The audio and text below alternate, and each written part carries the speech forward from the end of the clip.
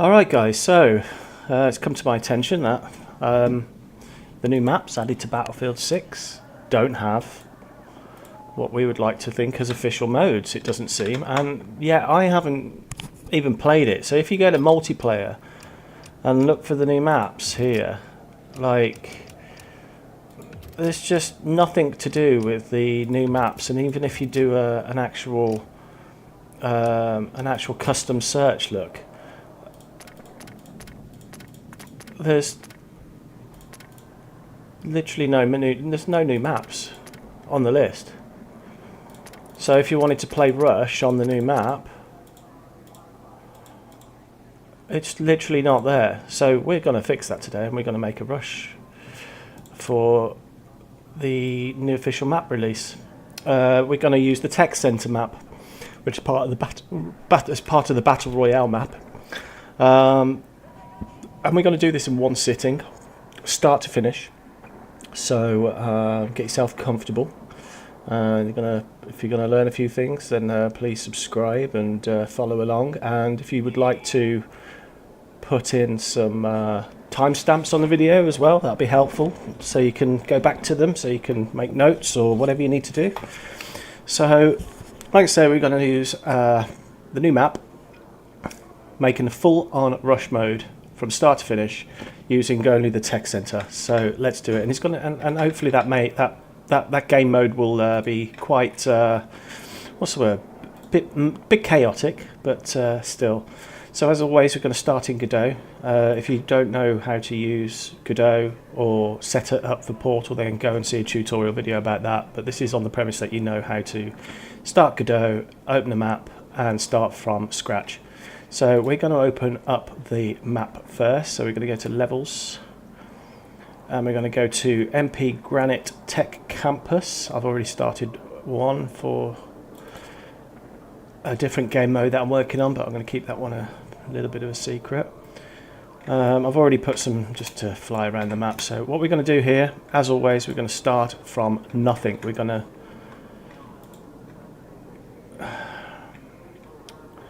when Godot finally finishes freezing on me again. Does this quite often. Whilst that's sorting thatself out, we're just going to go into the actual web editor, create a new Portal custom default, start editing. We're going to give it full hour because it might be a long-winded game. We're going to drop the Tech Center in there. We'll do the spatial data another time after we've finished the map. We're going to keep everything as standard, so nothing's going to affect the XP apart from the custom logic. Keep everything as it is, and we'll leave it in the rules editor for us there for afterwards. So we're going to go to everything on here and get rid of it, apart from we want to keep static, which is the level, terrain, and the objects that we already have, because you can't actually get rid of those. And we're also going to keep the 3D camera and the original combat volume for now, but we will end up getting rid of that at some point. Anyway, we're going to get rid of everything else like so, and there we have a nice fresh map to start with. Okay, put that up there, put the memory tool out of the way. Let me drag over a bit more. We don't need the memory tool. We're not going to be using that, but we can stretch that out a little bit. We don't need that. Can we minimize this for the moment? It'd be nice to minimize this whole tab. No, it doesn't matter anyway. So the map we're on is Granite Tech Campus Portal. So how do we want to work this game mode?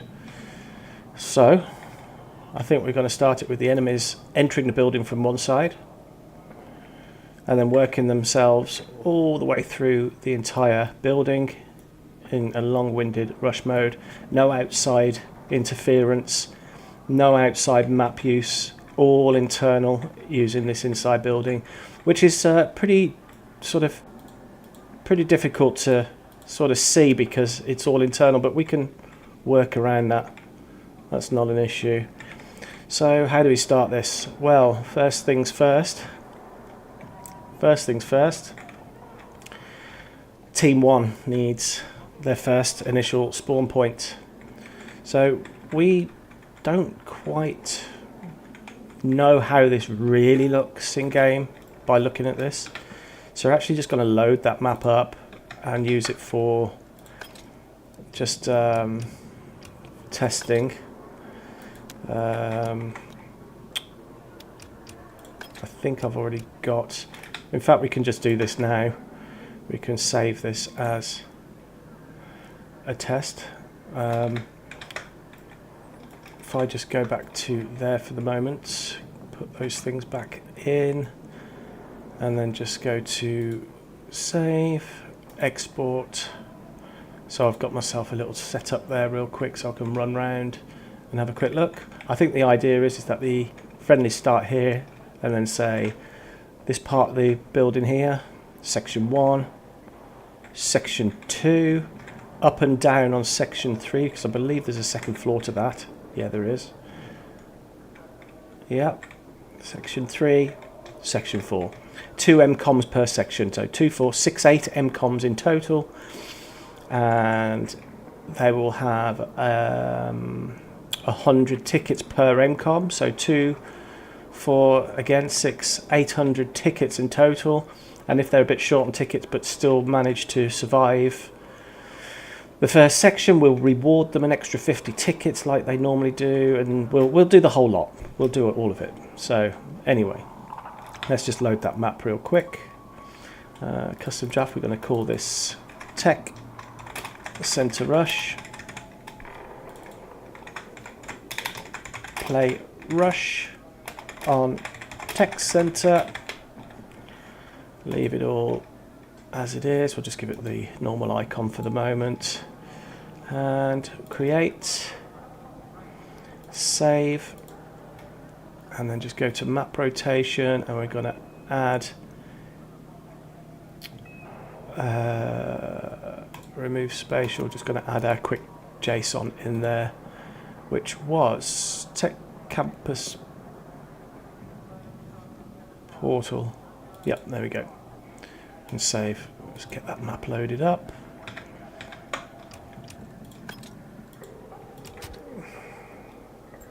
Tech Center Rush. We're just going to host that locally real quick. So we can, because sometimes the objects don't really show up in Portal exactly how we want them to be.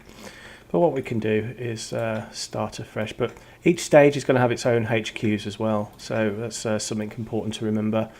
So we're going to get rid of that. And actually, I'd like to put that new vehicle in it as well, because that fits inside the building on the ground floor. So they'll be able to actually drive that vehicle through the main part of the lobby. That'd be interesting. And also, this is all glass here, so we're going to have to work around on how to, you know, get that. This is a swimming pool, so this is water, a fountain, I believe. So let's spawn in and go to this location.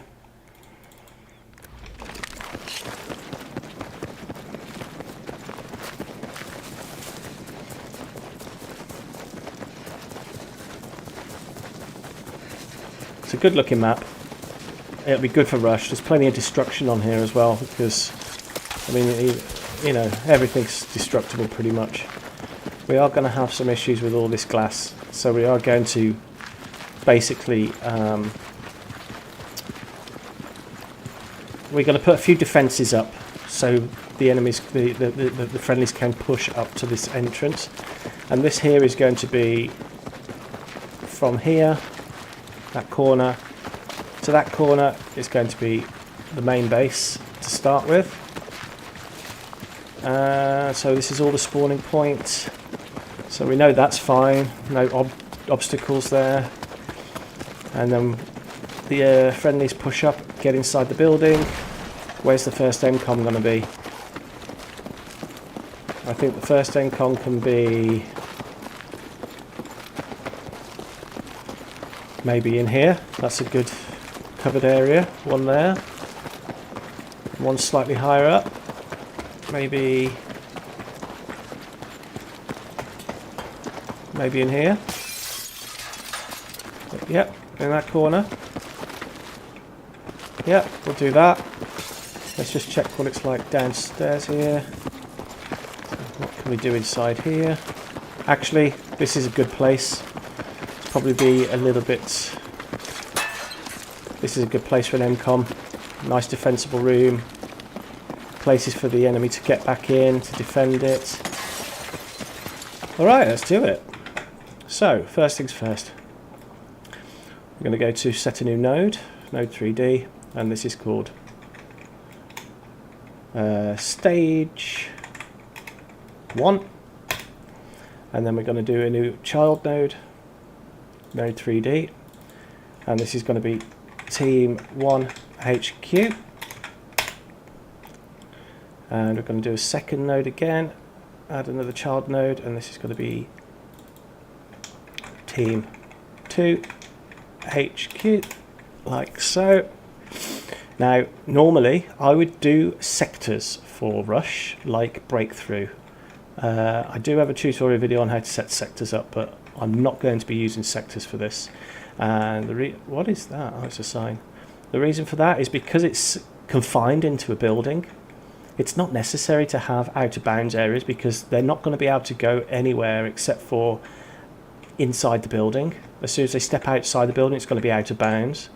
Okay, so we've got our two nodes for team 1 and team 2, and first of all we want to go to team 1 and we want to move that to, what is that square on the ground here? What is that?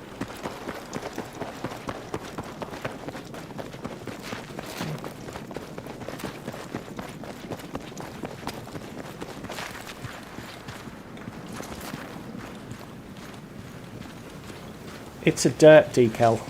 It's basically just a bit of mud. Nevertheless, it's not been placed on the map correctly by the developers. That's why it's sort of hiding under the floor, but yeah, we're going to use that as our point. So,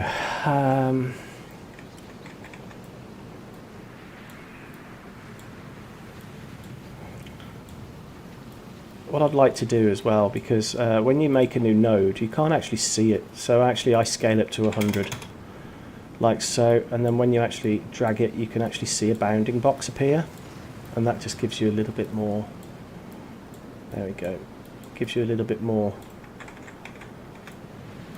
visibility. We'll just leave that like that, and then once it's there we'll just scale it back down to 1. And everything that we put under this child node now is going to be on that point. So for example, we're just going to type in HQ, and we're going to put in a HQ player spawner. Instead of me putting that, I drag that into the HQ part under there. And we're going to put team 1 HQ. In fact, we're going to rename these to bases.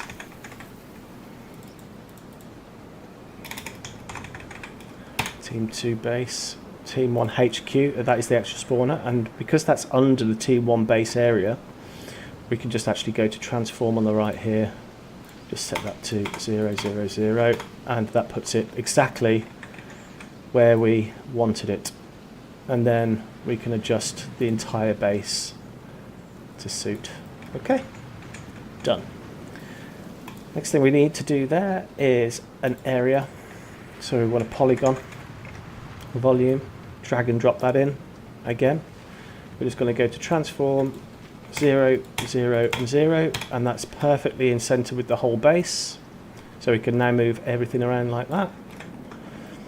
We will press 7 on our keyboard and get the top down view. We're going to rename this to Team 1 area, Team 1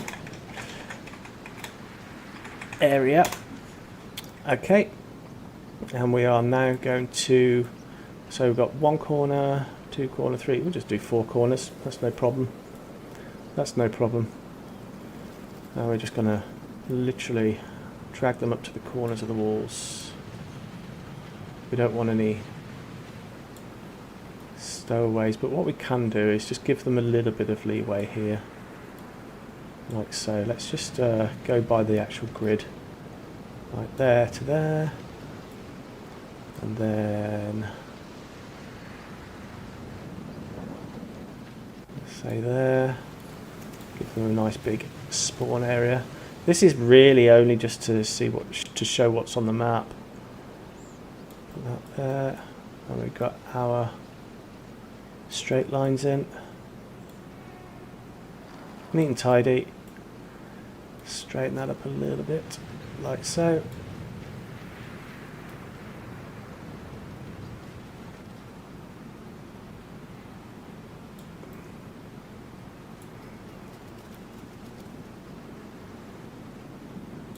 And there we have it. Ooh. There's our area. So press 5 to go back to the normal view. Team 1 spawn point area. And of course we need spawn points. And we'll just put we're just going to put 2 on each base instead of 4. We don't want an AI spawn point. We want a spawn point, not an AI spawner. Drag that in. Again, just go to transform, 0, 0, 0, and then we'll put the press Q to get the rotation, like so. Press Control D to put in the second spawn point. Let's pull them back a little bit so they're a little bit further back. We'll line them up with that piece of pavement that we can see. Everybody spawns in nice and neatly just there. We're not going to put any barricades and defences in yet. We're just going to get the game mode to work first. Now with Team 1 area, I like to actually push that down underground a little bit and then go to height and put that at, I usually put 16 on that. That's sufficient enough. So Team 1 base is done. Now it's important that we make a note of what IDs we're going to use. Everything's going to be uniformed per team. So to do that, we're going to just use 3 digits. We're going to go to Team 1 HQ and give this an ID. So this is Team 1, so number 1. This is Stage 1. Okay. And this is their main base. So we're going to put this as 111.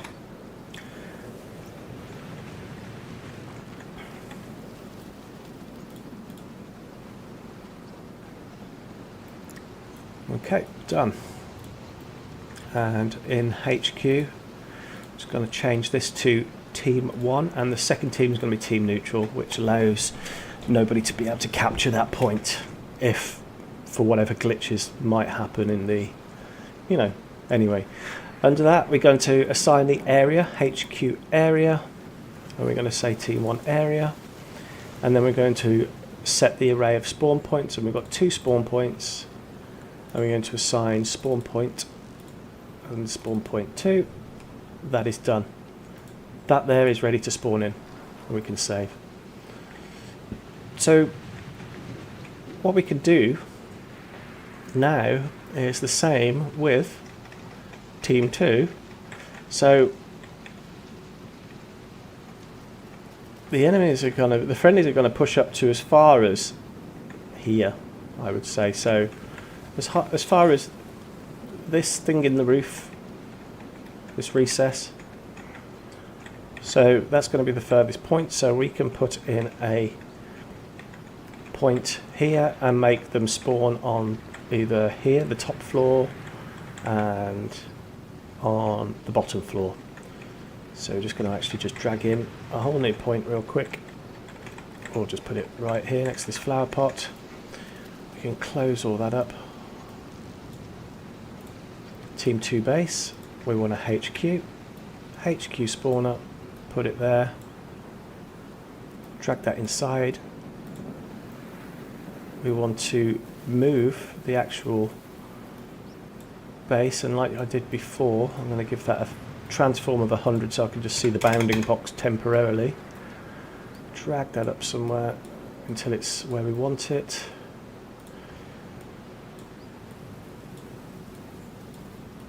Come along. Come along.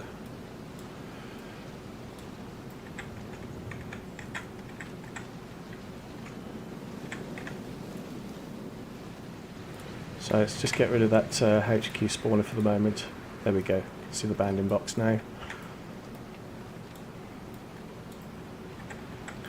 Turn off the snap tool just to get it nice and uniform to the ground. Like that. Oh. Stick it next to this thing, whatever it might be. Doesn't matter, there's not going to be a flag here, so it doesn't really matter. We'll drag that HQ player spawner back in again, make sure it's under the parent of Team 2 base. We're going to call this, we'll just use that for reference, so we're going to call this Team 2 area, and transform to 0, 0, 0. So it's exactly in the right place. Drag it down a little bit, that's fine. So we've got that in place. And then we need the area, so we need polygon. Polygon volume, drag that in. Again, transform to put it in there. This is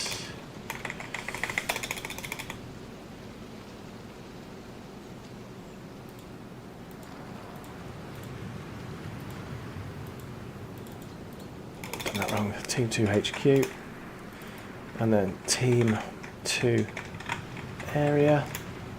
And we're just going to go position 0, 0, 0, like so. Drag that down under the ground a little bit. Give that a height of 16. That's plenty. And we just want to, well, we basically want to drag that up to these corners, technically, or just before these corners. So number 7 top down mode, I believe that those corners are here, so let's just drag them out to there. We could go inside and get them more accurate on the first person view. Let's get those nice and big. Number 5 to go back in.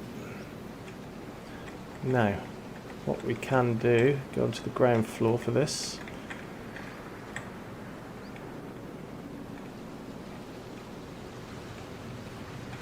Where's the corner of this building? Yeah, just there. So we're going to try and match that.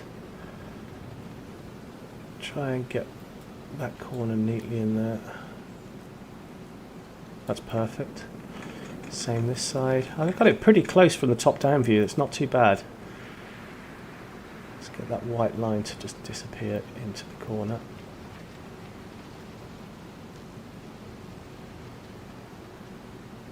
Perfect. And then this corner again here. You can just about see this corner. So what I'm going to do is I'm going to put the height up to 22 so I can just see this corner properly. Just get that to touch this corner as well.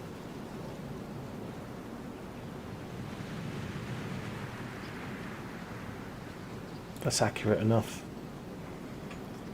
And the same again here.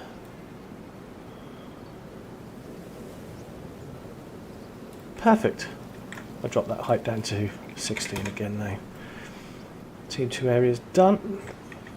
Now we want 4 spawn points for these guys because they need a bit more space to spawn out and on different levels randomly, so we're going to do 4 for them. So we're going to go spawn point, drag that in, make sure it's parented. It is, so we can go to 0, 0, 0 and put them in place, and then we can give him some places to spawn. So behind here is the good first place. Let's drag him up here, turn him around a little bit, go to the side, turn off the clipping mode, drag him down to there so we get his feet in the ground, and I like to just put it a couple of inches above the ground so nobody glitches into the floor. So we've got one spawn point, we want a second one here, so we're just going to go Control D, copy and paste that one, drag this one into place. I'm going to put him out of sight so he can't get spawn killed, just like so.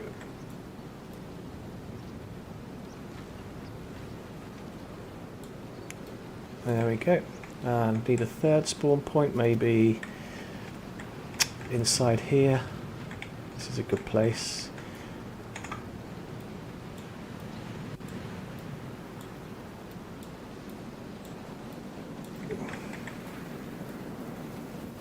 That's a good spawn point. And then one for the ground floor, which is going to be just here.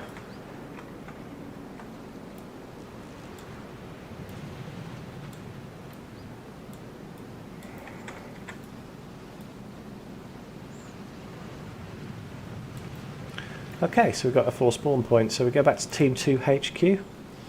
We assign the area, Team 2 area, and then the 4 spawn points, infantry spawns.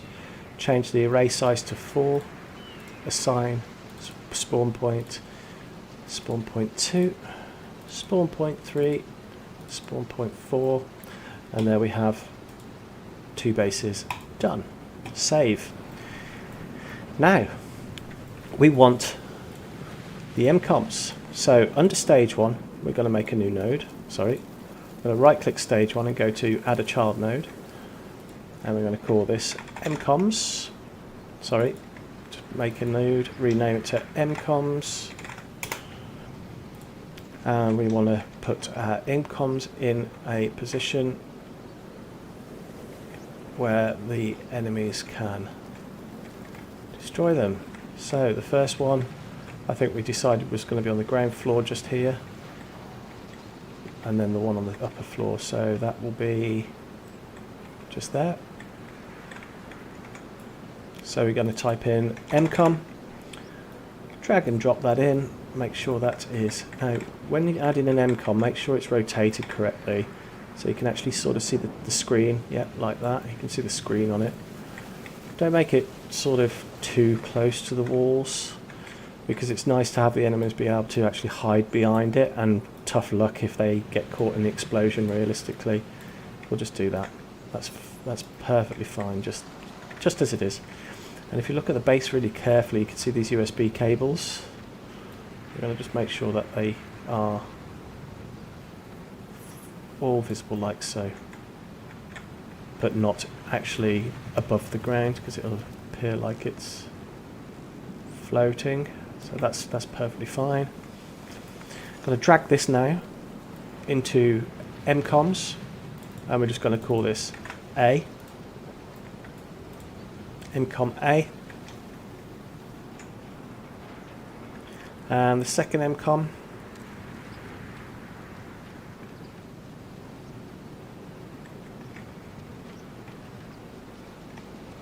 I believe the second MCOM should probably be on an upper floor in here. We'll do it just there. So drag it in, get it into place, rotate it, put it in place. It's not stuck in the wall. That's perfectly fine as it is. And again, just drag it into a neat position like that. Rename that to B. A and B for each stage. Okay.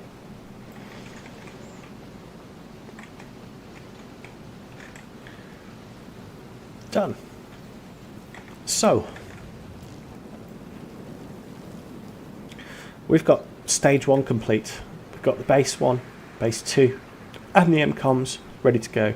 Now what we want to do is make sure that MCOMS is actually a part of stage 1 and it's got its own. There we go. So everything's in the correct order, like so. And what we want to do is actually make sure that everything is labelled properly, and this is something that people should just, even if you've got a piece of paper and a pen and you note this down, or make the numbers memorable for specific reasons, like what we'll redo is just rename the MCOMs to 1 and 2 for ease of use. So Team 1 base HQ is 111. So it's stage 1, Team 1, and because it's the main base, it's 1. Team 2 HQ, we're going to give that an object ID of stage 1. Team 2, main base 1.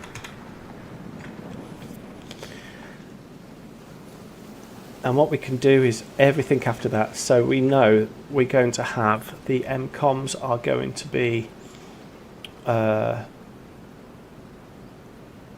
MCOMs are going to be under the 300s, I reckon, or the 200s. So we're going to call this MCOM object ID is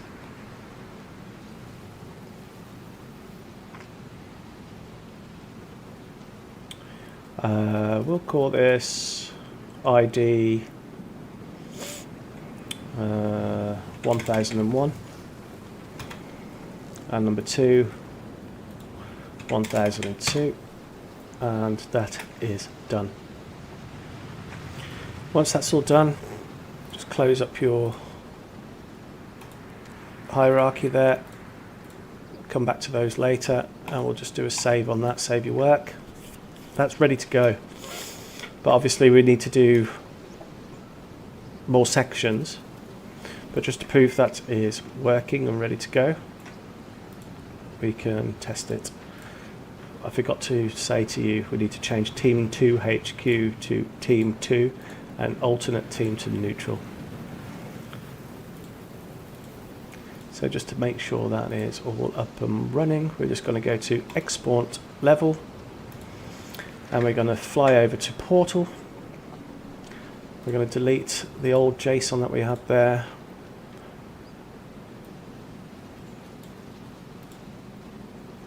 Get rid of these ones that we don't use, so we're not going to get mixed up. Put our new one in, and we're going to hit save. But before we do that, we're going to go into Portal, block editor, the rules editor. So new rule.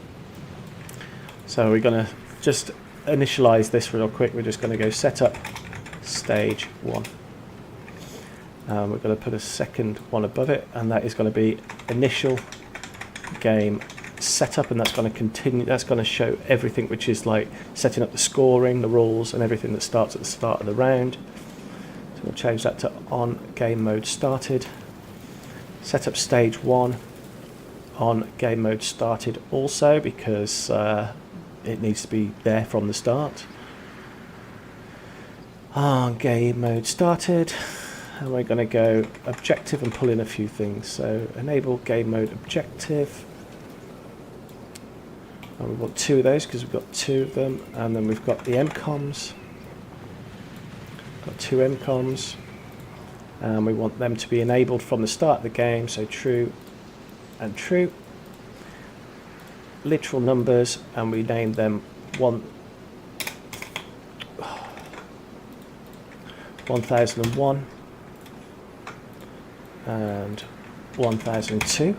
However, because it's stage 1, we want to enable the HQs as well. So HQ, so we're going to enable HQ, and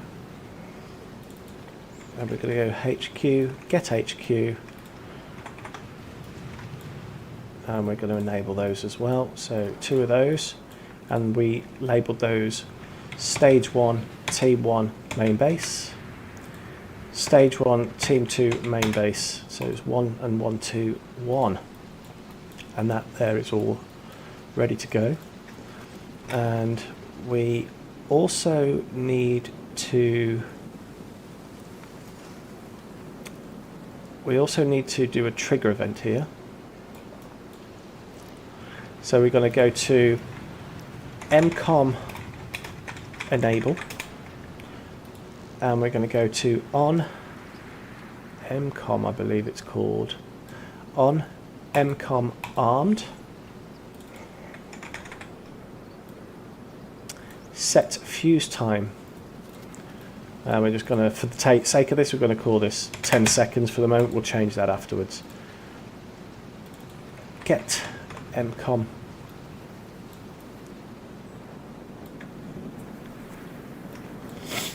Get mcom.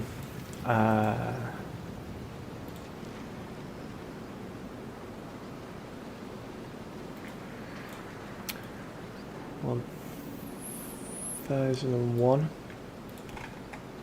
Can I do event mcom? We can. So that's just going to be quicker and easier for us to do that instead. Don't need to get the mcom, we can just do it from the event. And that should give us that should explode after 10 seconds.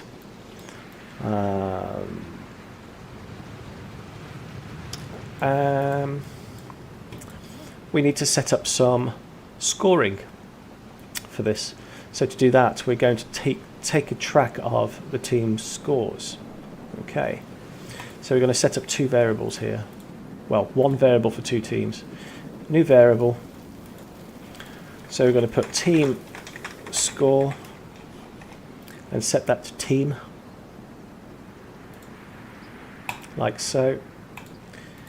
On game mode started initialization, we're going to set that all to 0. So we're going to go variables, set the variable for team score for get team 1, and the score for team 1 is going to be set at 0 from the start of the round, and the team score for 2 is going to be set to 0 at the start of the round. And then there's going to be 2, 4, 6, 8 mcoms. So the maximum score that team 1 can score is 8, whereas team 2 can score 400. So it's basically 50 tickets per mcom, basically, ish. So on mcom enable armed,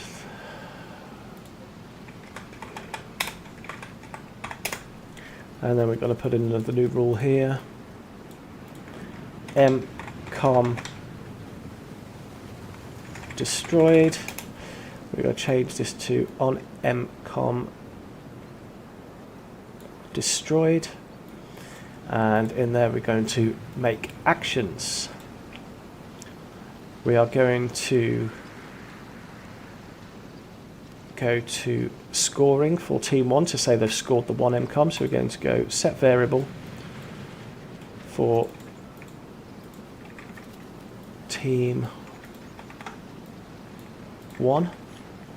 And what we want to do is add the score to what's originally there. So we want to add 1 to 0, or if they've already scored 4, we can add 1 on top of that 4.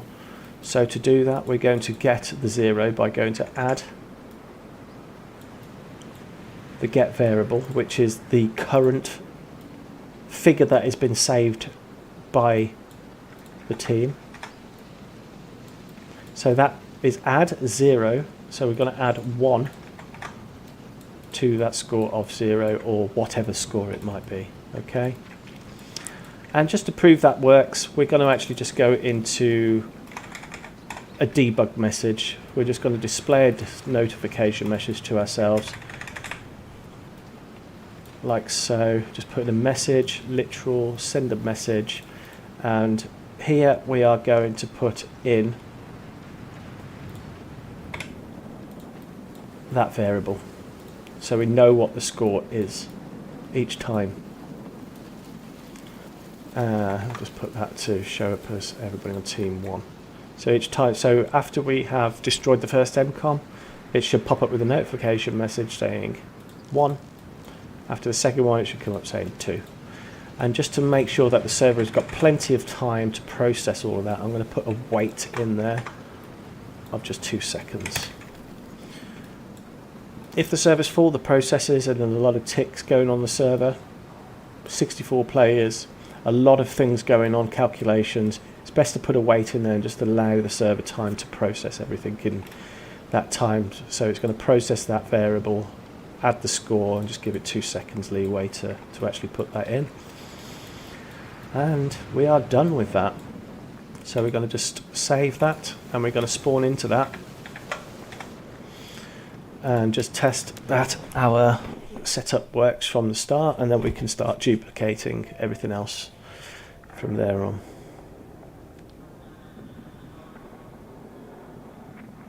Now we can stretch that out a little. So we're going to just save that, and we're going to spawn into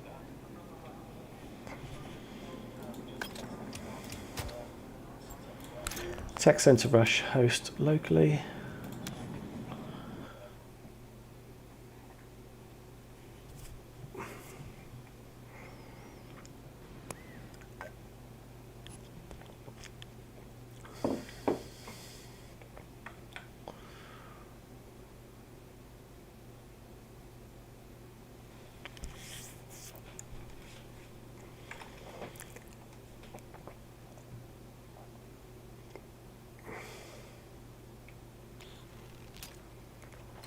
There we go.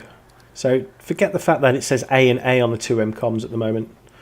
That's fine. That will be done when we add the final sector stuff in. So we've got 1, 2 there. So we can spawn in to exactly where we wanted on command. And we're going to run into our two MCOM locations.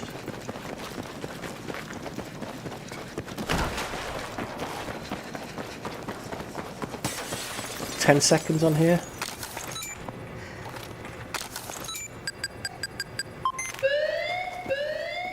Ten seconds as expected.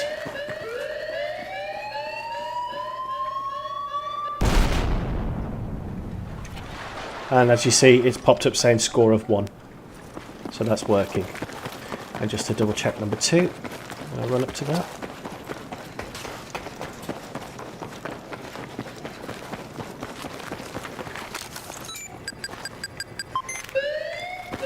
And my interact feature is gone because I've just disabled that in my GUI settings in game. Pop up with number 2.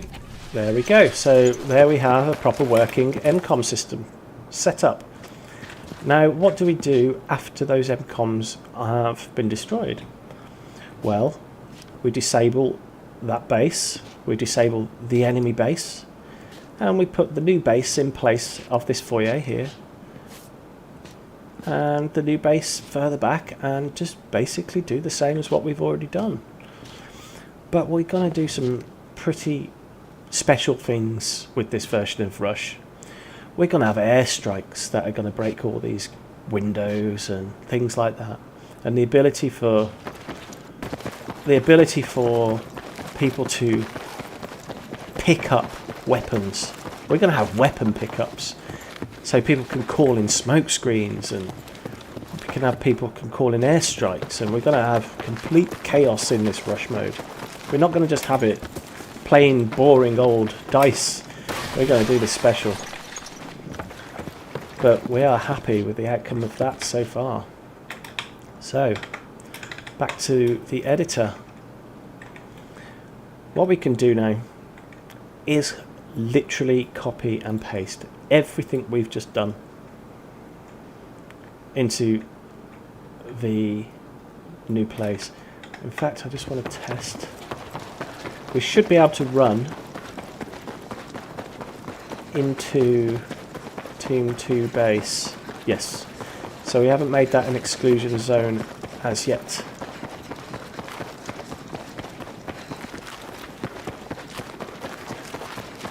And we do want to have some more MCOMs, so this is another good place for an MCOM. And that one there is a good place for an MCOM as well on that top floor, very top floor. So these are two good places. So let's just crack on with that. We are literally going to highlight stage 1 and go Control D. Drag that right down at the bottom.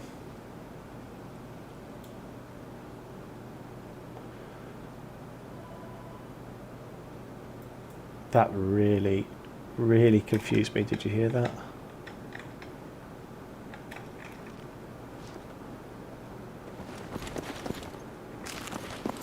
The telephone was ringing. I just heard the telephone ring.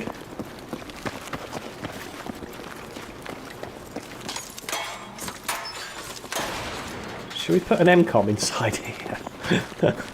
Why not? Let's put an MCOM inside the toilet cubicle. Yeah, let's do that. Let's put an MCOM inside the toilet cubicle just for the, excuse the pun, the shits and giggles. Yeah, we'll do that. We could probably put some Easter eggs in here as well, like, for example, you could be able to interact with this urinal, and I could put some sound effects and a little water splash effect in there just for fun.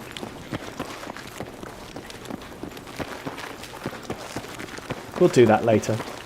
That'd be funny, and I can show you how that works.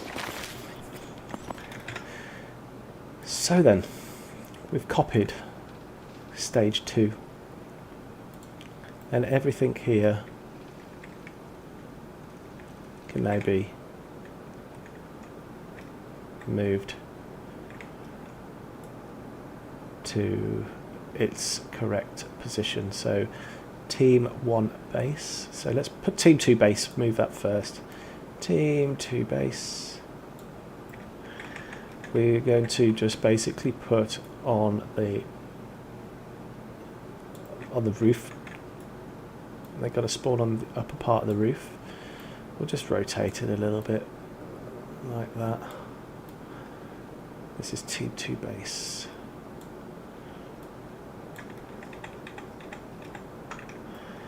There we go.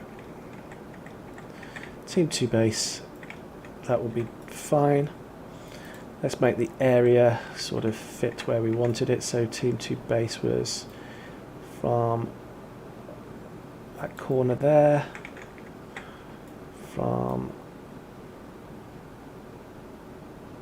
that corner there,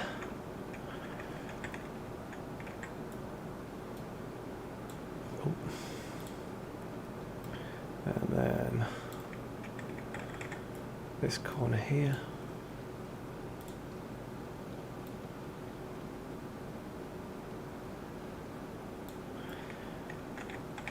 And then this corner here. That telephone ringing is very, very off-putting. It's fine. It's just... I actually have a phone that sounds very similar to that. So team 2 base area is set up there. The HQ could stay where it is. It makes no difference. The spawn points do, however, need to move. So we're going to put 2 up on here. Probably a little bit just inside the building. Just there's good. Just somewhere a little bit sheltered.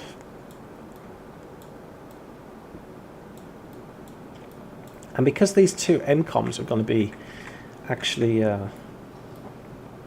on the higher floors, I'm going to put 3 of the spawn points on the top here.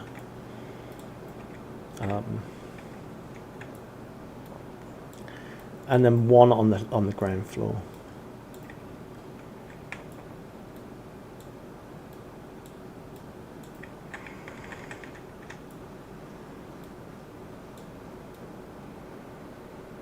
Just like so.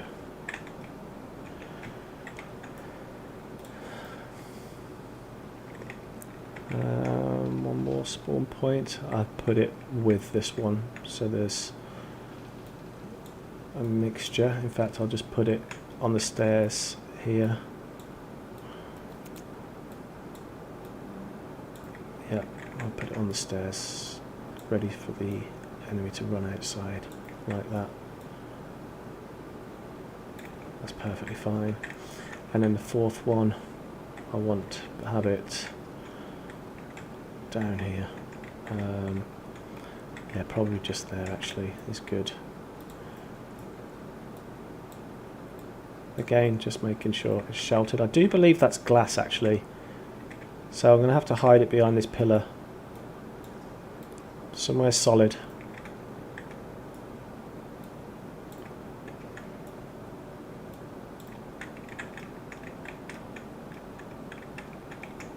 Yeah, this is good. This is good.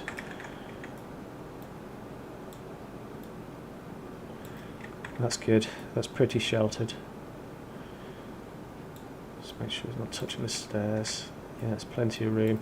Okay, so those spawn points are in place there.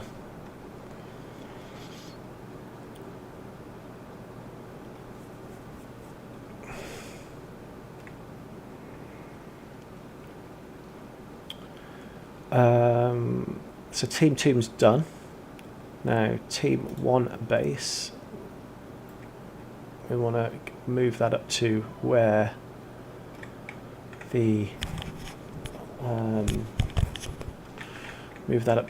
basically here was, up to that line in the roof. So this is their new spawn base here. So team 1 HQ needs to be areaed into place here. Actually going to just drag that into place, match it up again with these corners. I think we'll just set the height like we did previously, just so we can get a grip of what's going on here. That's too high. Just so we can get the corners lined up like this.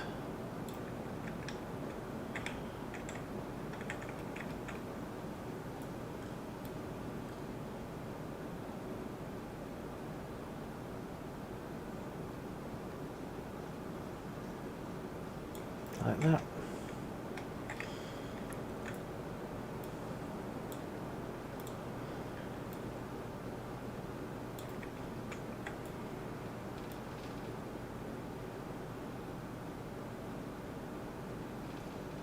Like that.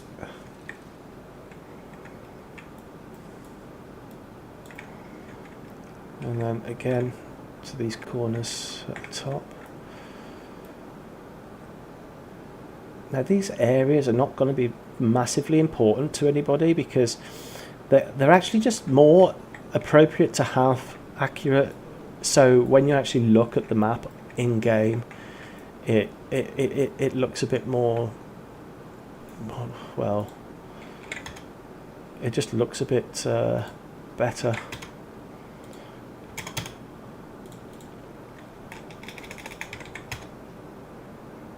That's fine like that. So the area's in place, and now we want the spawn points, so we want them to spawn pretty much where the MCOMs previously spawned. So spawn point 1, let's drag that up and in to place somewhere a little bit out of the way.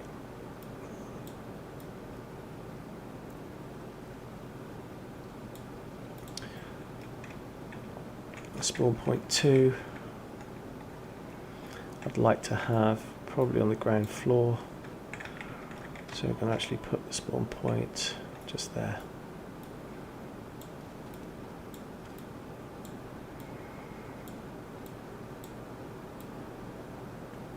A little bit sheltered behind that wall, like so. Okay, all done. So obviously we've got to give these IDs as well, because we're on stage 2. So if you remember on the start, we did team 1 base, we cave the HQ 111, so that's stage 1, team 1, main base 1, etc. Team 2 was stage 1, team 2, main base 1. Exactly the same with this. So we're going to go to stage, let's get rid of stage 1, so stage 2, team base HQ. So this is stage 2, team 1, main base 1. Team 2 HQ is stage 2, team 2, main base 1. And that is all set up. Now we need to put our MCOMs in the place that we want, which need to be where we wanted them originally, which was we want an MCOM here.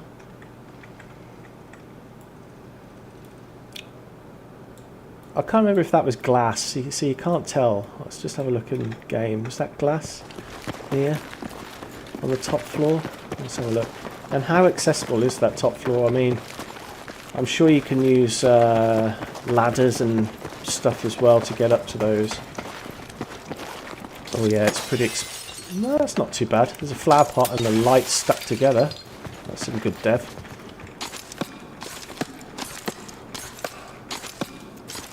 Yeah, that's fine.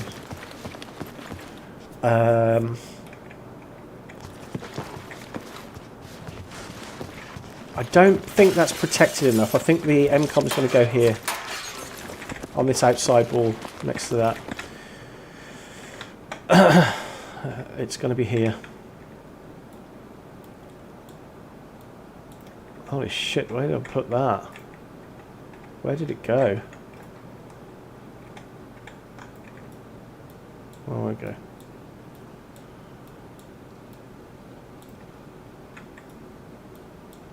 This is a good place for an MCOM. Don't want it touching that trash can thing. That's perfect. Just put that to the right level. And spin it round as well. Get it at the right angle. There we go. Make sure those USB cables are visible. Spot on. There's the first one. And where did we say the other one was going to be? It was in this office here. Just there.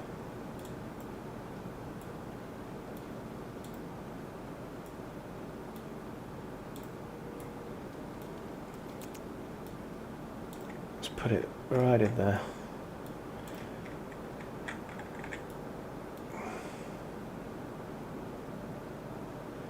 And obviously we're going to have to give these IDs as well, just like we did with the first set of MCOMs, so let's just remind ourselves what we called those. So 1001, 1002, so this is going to be 1003 and 1004. Okay.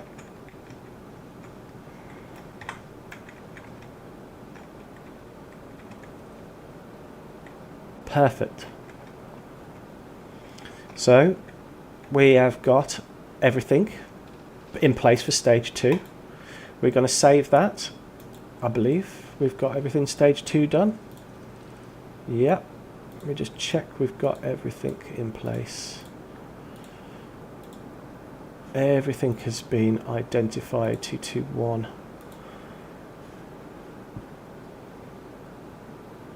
Yeah, that's all good. So we'll save that, go to export back into the portal editor. Now we need to do a little bit of quick work here. So enable HQ from the game mode started. Initial game mode started, we always keep those two enabled at the start because that's the way that the game is going to start. So we can actually drag that into our game mode started now and get rid of that. But what we want to do here now is go to duplicate a few of these, and we want to make these false. So enable HQ was stage 2, team 1, main base 1, false. Stage 2, team 2, main base 1, false. And we want to make the game modes, which is the MCOMs, which is 1003, 1004, and we want those disabled from the start of the round.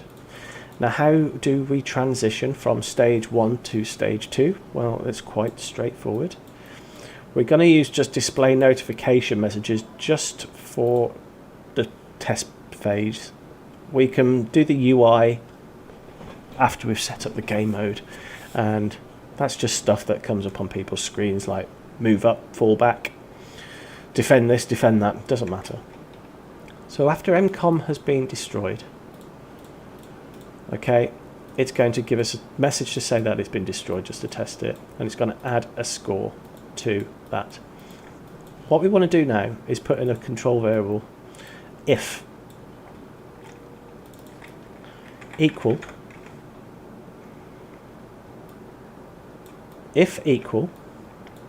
so after they've scored, after team 1 have scored 2 MCOMs, we want to disable bases and move them up to the next set of bases. So if equals, we're going to put another wait variable in there as well for the time being, just to give it time to process. If get variable, the current score of the team, equals 2, okay, when it scores 2, what we're going to do then is we're going to enable the 2 new MCOMs, which is 1003, 1004. We want to disable the first 2 bases. We want to disable those 2 bases, and then we want to enable the two new bases, which is 211 and 221. Okay, so that's going to basically move the whole sector up to the next point. And just to confirm that has been done, we're just going to give ourselves a message saying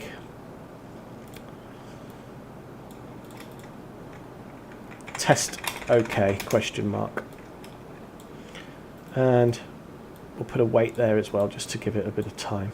So we're going to save that. We have got to import our new JSON file from Godot, which we've already saved there. Delete the old one, include, and save. Hop back in the game and just restart that, and we are stage 2 already complete. I do want to test it per stage for the time being, and then we'll do all of the fancy stuff, vanity things later. Tech Center Rush.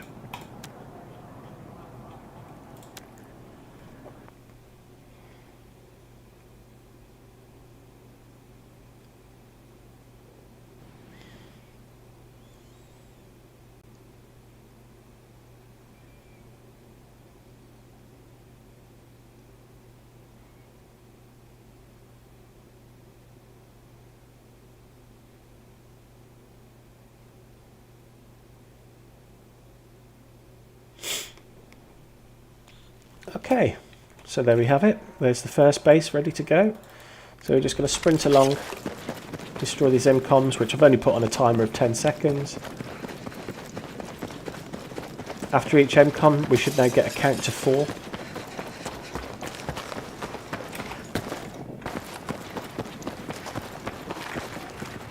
Can we... It's okay, we can't enable it from the outside, that's good. There's the first one.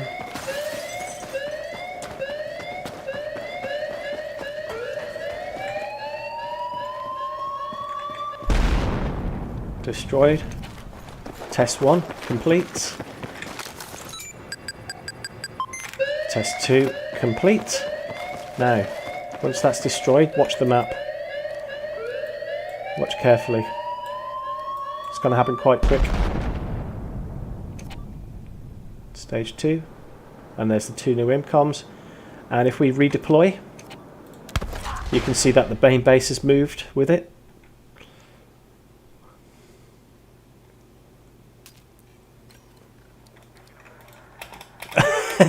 No, it hasn't. Hang on a second, what have I done wrong there? Rules editor. We want to enable HQ 211.221. Ah, look. I've put them as false. So I just put those to true, and that's fixed. We'll just save that and just reload and just confirm that it's actually fixed it. My bad. I just mixed the falses with the trues.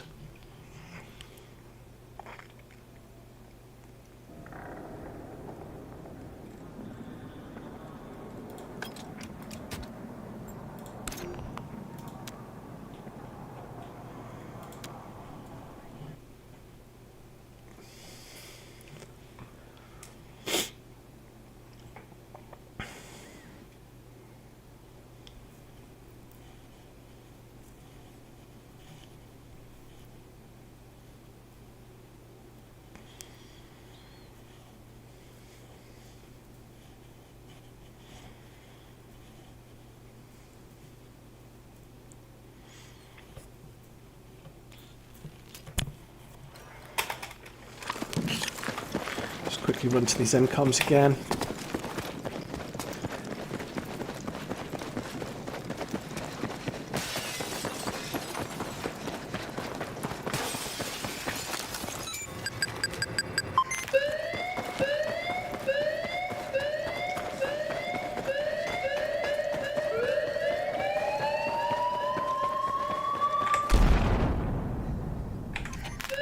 Score 1.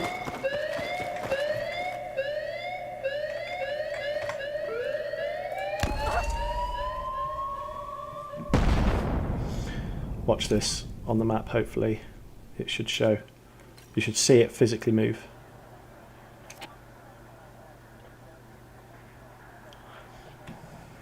There we go. We have now spawned inside instead. And now we run up to these MCOMs and just destroy them, make sure we get a count of 4 points.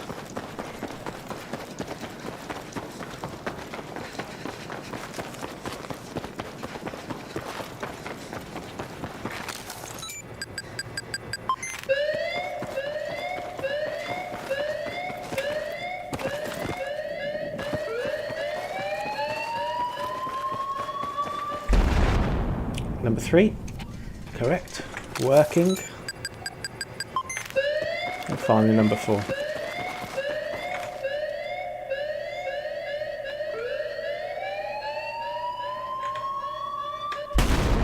Ta-da! Oh, and it even gives us a bit of... Oh, and a bit of internal destruction to go with that placement. Very nice.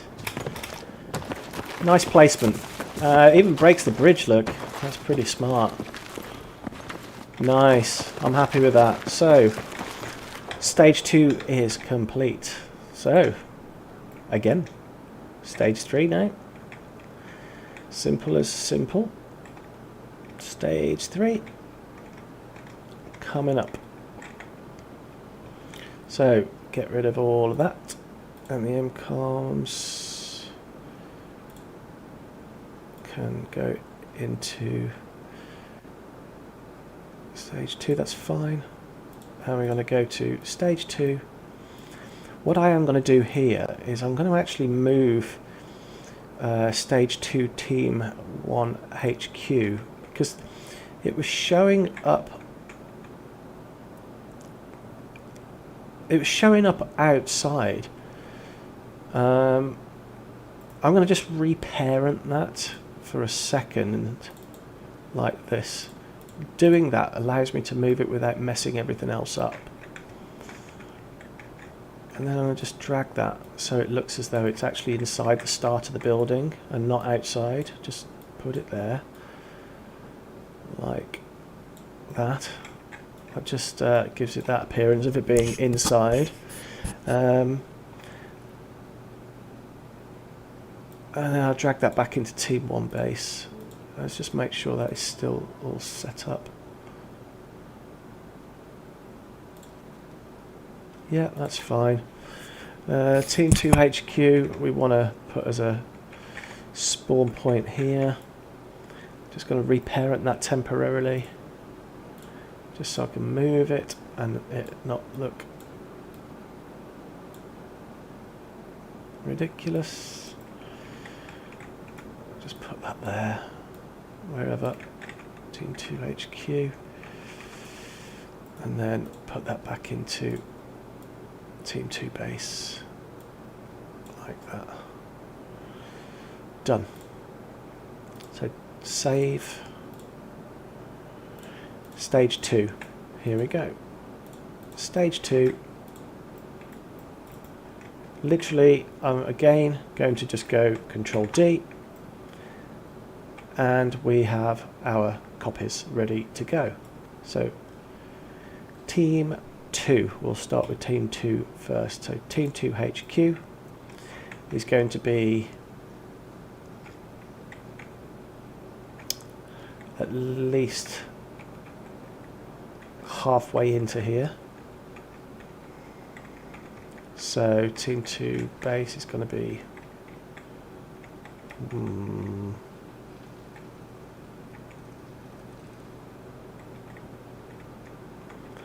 it is actually going to be somewhere quite close.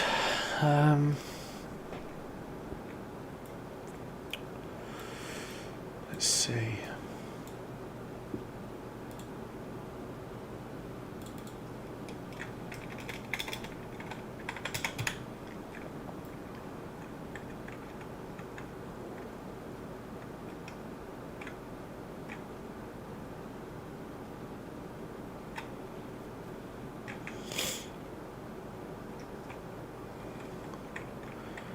Needs to be somewhere within reach of these two exits, but not too far, so let's just say it's going to be about here.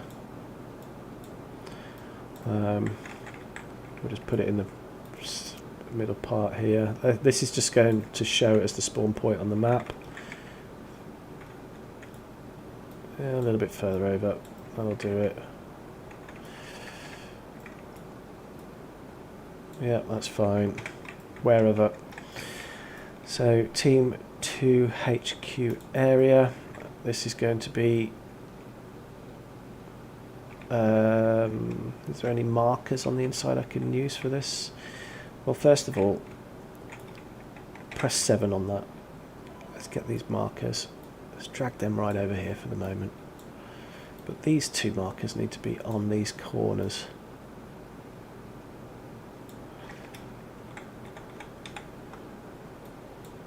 Do it like that first. Probably going to be a little bit more sufficient.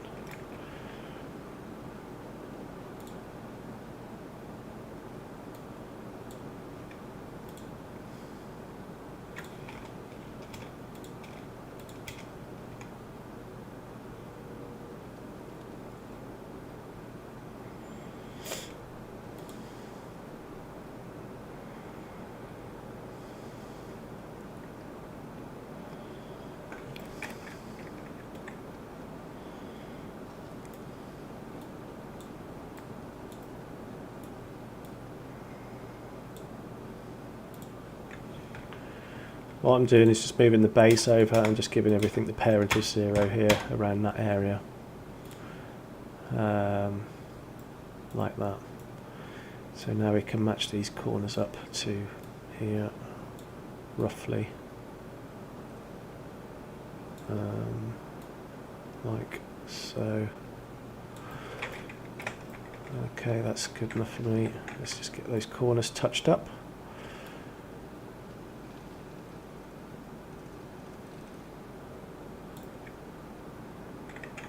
Nice. Oh, that one's pretty close already. Look at that. Just from the top down view it's pretty accurate. And then from the inside, where do we want to... I don't think it needs to be any further than this. Yeah, we'll just do this corner here.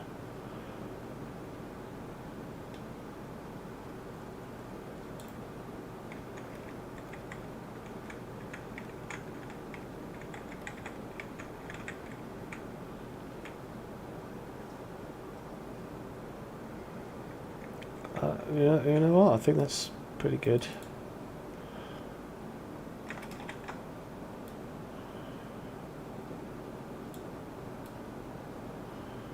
That's pretty good. I'm happy with that. So spawn points, they need to be accessible in accessible areas. So first things first, so we want to put one here where it's protected.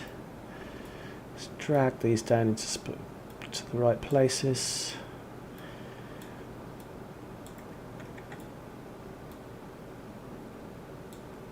Another spawn point probably over here.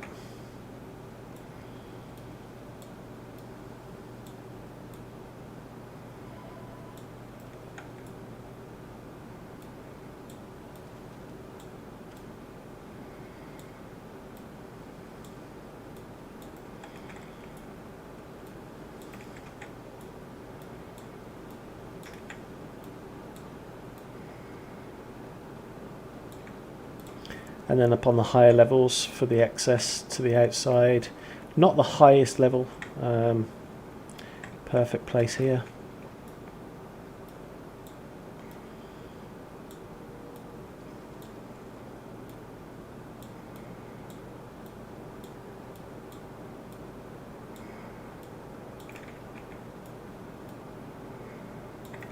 And one more over somewhere to this side, I would presume.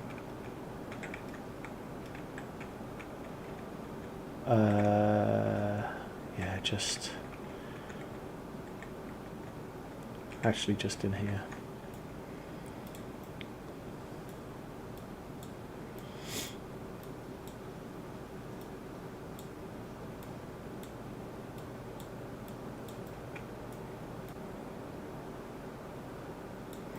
Done.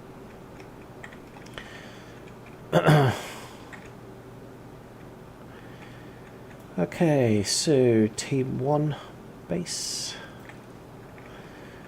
That needs to be pushed up to the second part now of this area to about there.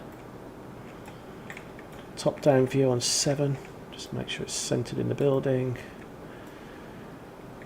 Like so. Team 1 HQ.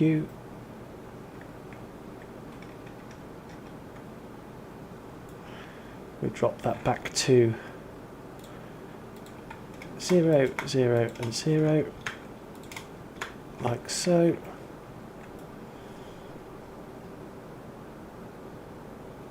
And go to Team HQ area, we'll drop that back to 0, 0, 0. Like so, and then we'll start giving that a bit of an edge, like this. Top down view. So we want to give that to one corner here, one corner there.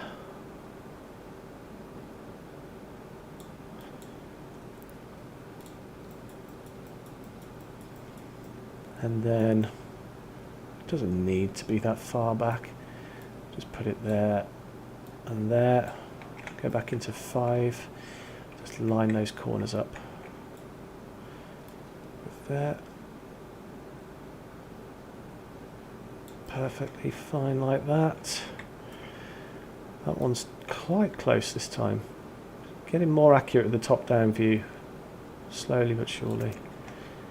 And then on the inside, yeah, we can just use these corners as reference here. Doesn't matter. Oh, no, that's the wrong corner. It's this one.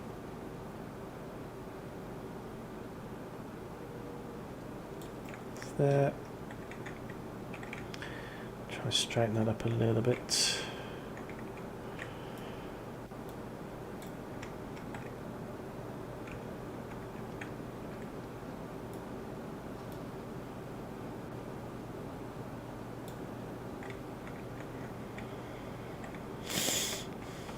Yeah, there's a nice corner to work from just here, look.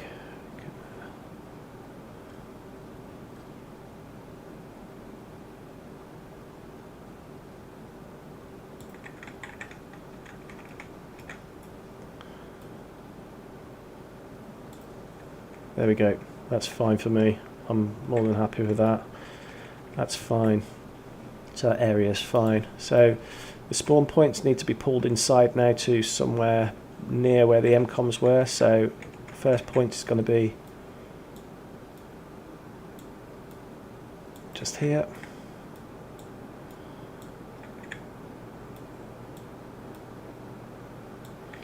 Spawn point 2 I want on the lower ground, so lower ground just there, because there's going to be fights on the tops and the bottoms of this part of the map. In fact, we can give them the option of using the stairs there if they want to.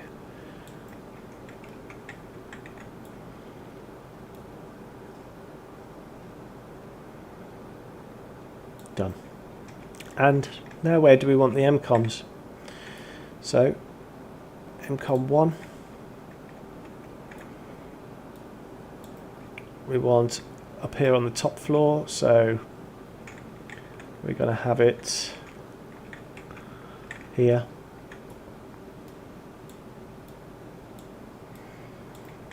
Right there.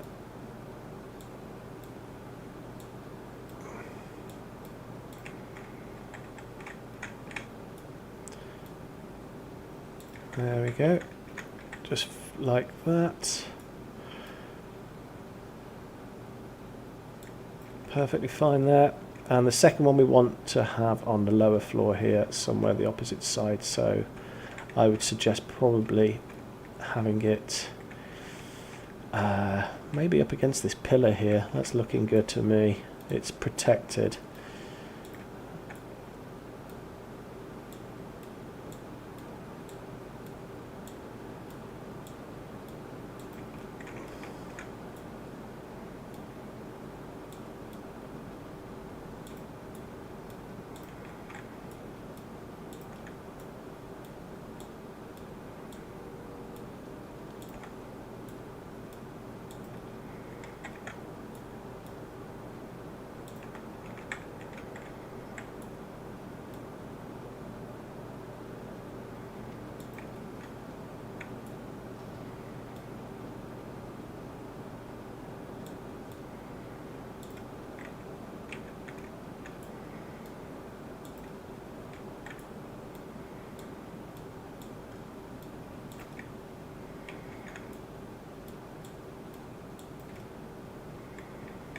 Okay, good.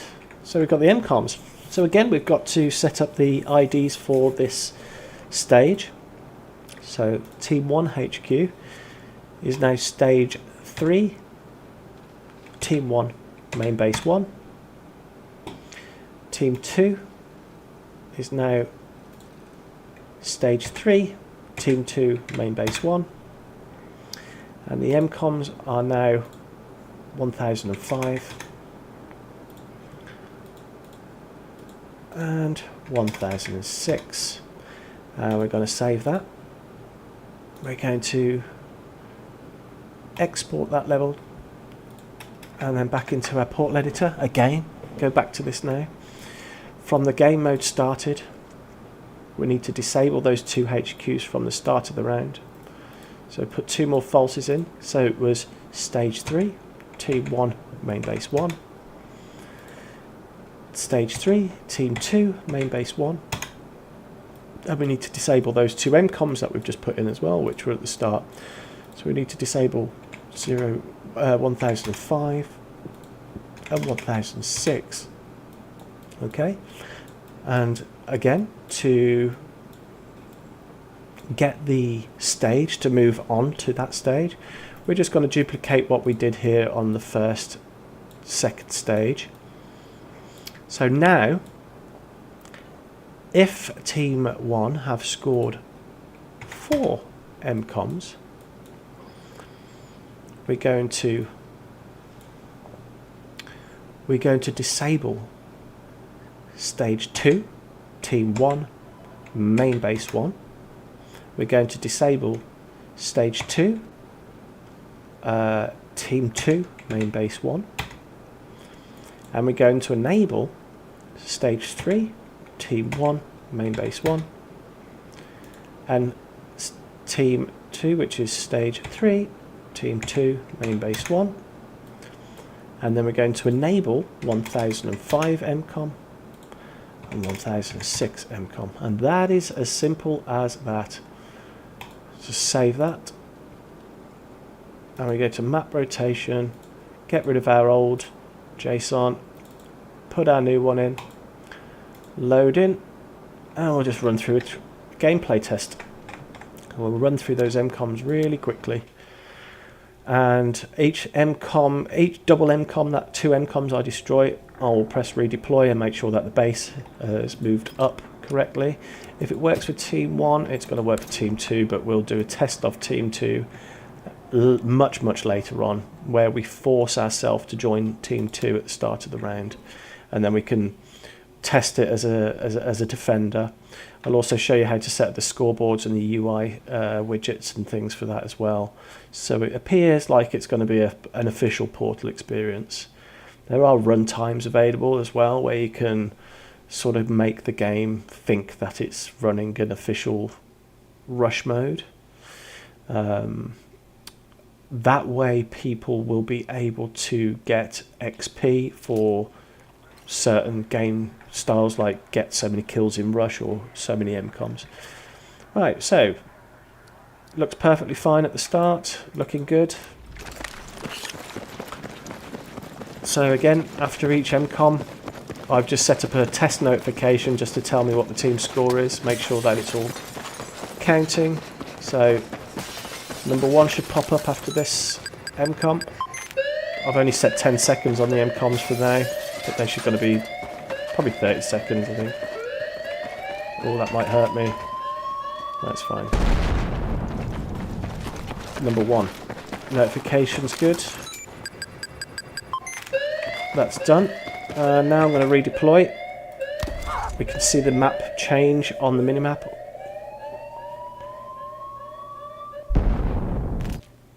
So watch. There we go. New main base and 2 new MCOMs automatically. And we'll run up to those, get them scored in.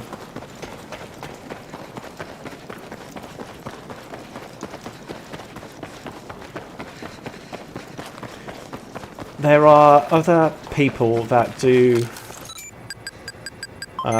Portal tutorials, and they have excessively long scripts and excessively ridiculous amounts of things going on in their mod, which they really do not need to have, because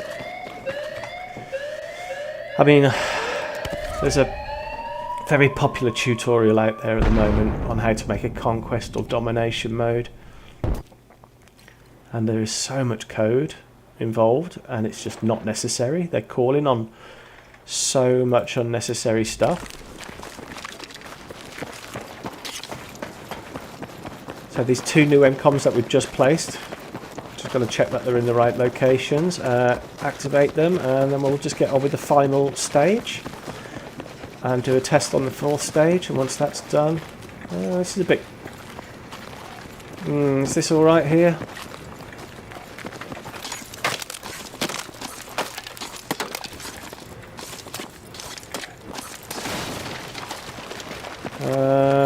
I suppose it's fine, but is it alright there?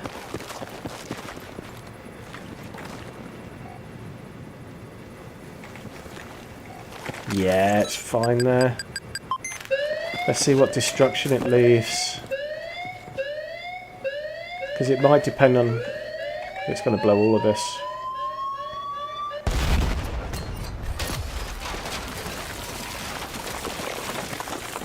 No, that's alright. And the scores are counting absolutely perfectly fine. I'm going to show you guys how to do the scoring for this other team in a moment. But we're going to just get stage 4 gameplay finished first,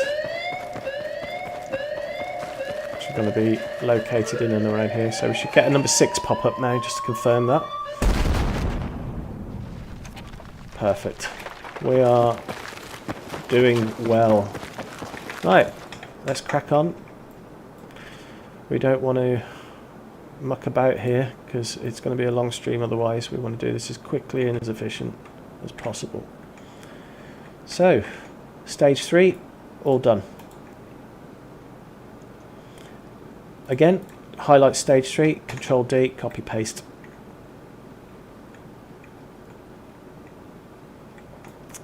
Team 1 base. Now we're going to start with Team 2 base, sorry, because we like to see how far back we're going to put this. Inspector is going to put that rotation. Oh, it's okay, it's not rotated. So Team 2 base is going to be right back here now. Right back in this room alone. Just in this room. Only in this room. So, get it into place. I'll just do top-down mode for this real quick. Just get it more quickly in place first, and we can move things after. Team 2 HQ. Fine. Area's fine. Yeah, no problem.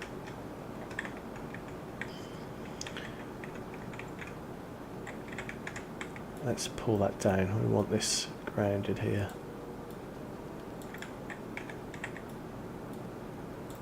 Is that centered? Yeah, I'm happy with that. So Team 2 area, it's going to be these 4 corners now on the back. Let's get those in place.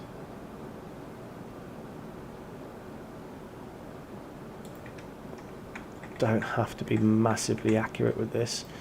It's fine. It's fine. It's not going to look really unneat on the minimap because we'll do that as a sector later on and tidy that up. This is all just about the gameplay at the start. We want that area to go to this curve corner here, both sides preferably, if there is one that side.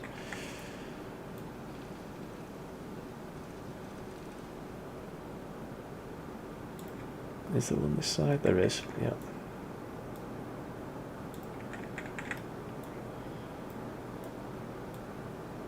Put it on that curve corner. Drag that out a little bit.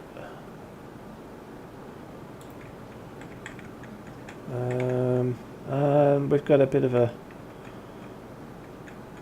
I'll tell you what I'll do. Do it to there. Yeah. Yeah, cater for it all then. And I need to check these windows above are... They're not bay windows. No, these are the windows. These are bay windows though, but that's fine. It overlaps. Okay, so Team 1 area. The spawn points are all going to be on this ground floor. So Team 1 spawn, let's put the first one over here. Drag him over to there. No obstacles. Rotate him. Get him on the floor. Spawn point 2 again here.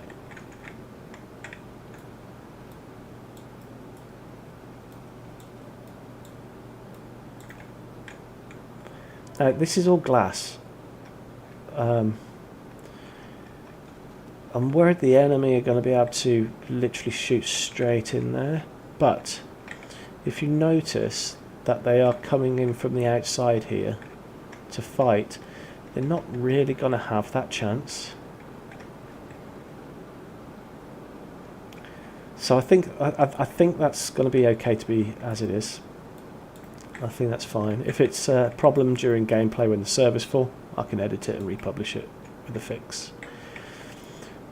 Spawn point 3, I want to put up here. Put him inside this room.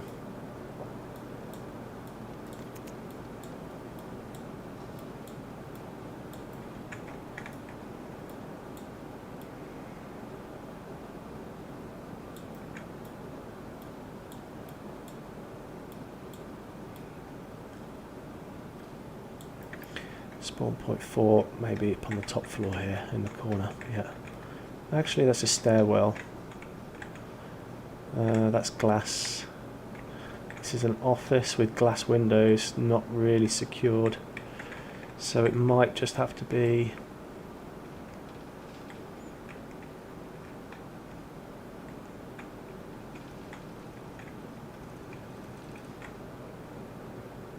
in here, under the stairs.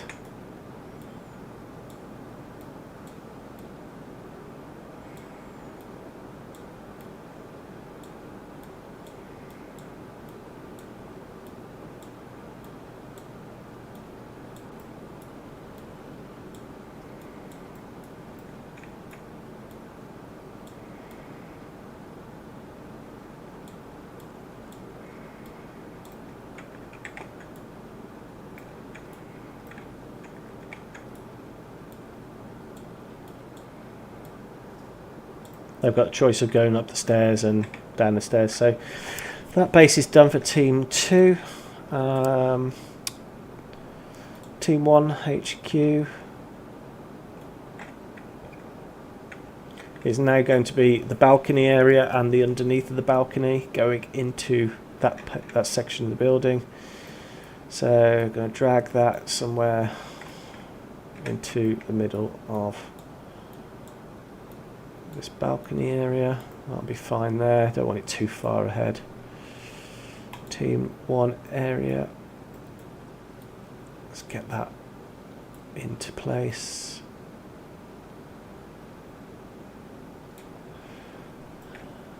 Yep, happy with that. Let's get those corners set up. Wow, that was close again.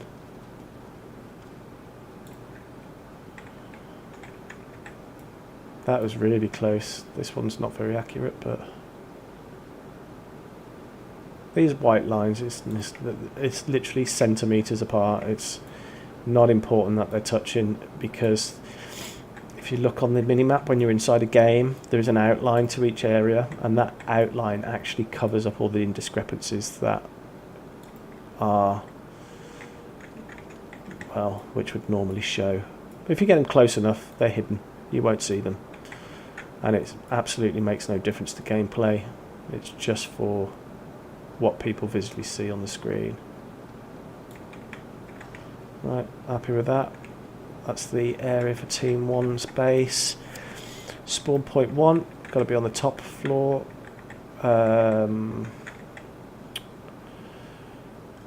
Preferably just on the... yeah, it's got to have to be there.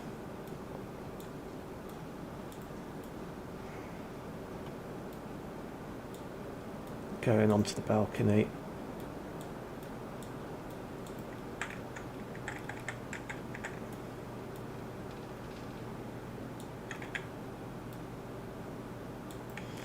And then Team 2 base going outside here. Oh, it goes down again. Is this a basement? I've actually not actually been down there. Where is that place?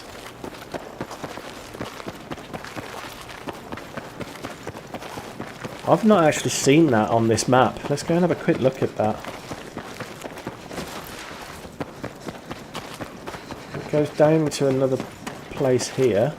Oh wow. Holy shit, I've never seen this before.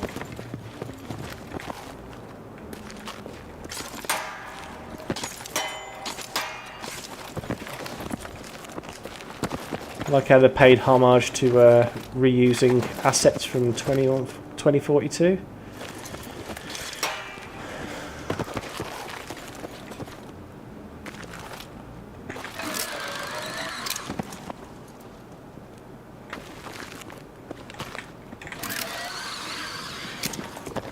Well, there's no exit here.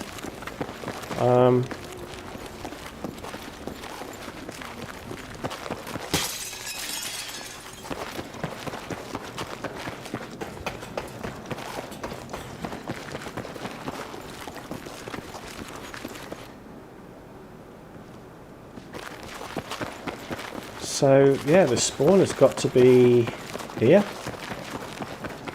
It's got to be there. Or just there. I believe. So up these stairs and around this corner, just there. Spawn point 2 is going right there.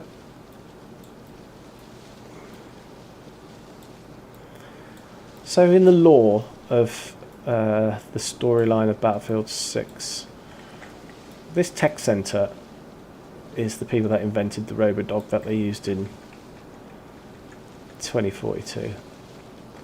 There's blatantly going to be an Easter egg on this map at some point where you can actually get a prototype of the dog or something like that. They're blatantly going to do that at some point. It'd be stupid not to.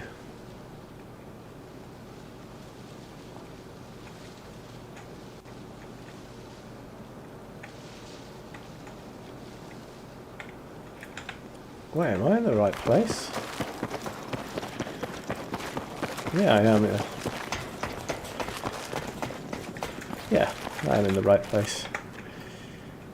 Right, so that is that done. And again, just the MCOMs. Final 2 MCOMs. Where do we want to put them? Let's give them a challenge. So they're going to come in straight down there and up there. That's too easy then. We want to give them a challenge. Middle floor here is quite well defended.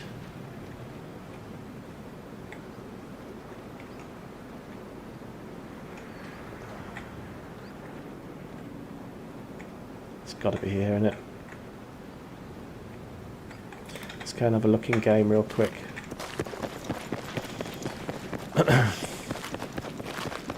So, easy access. Wow. It is quite fast actually.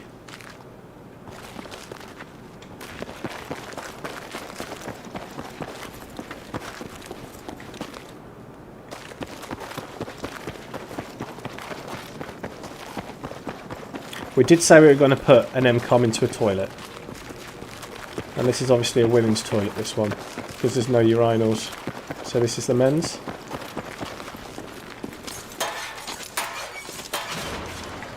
We've got to do it, surely. Let's do it. Let's do it. We'll put an Easter egg in there with it as well. Why not? And I'll show you guys how to do the little secrets like that as well. So it's on the lower floor. It's in here. So we're gonna actually put the MCOM right there in front of the toilet. Let's bring it in.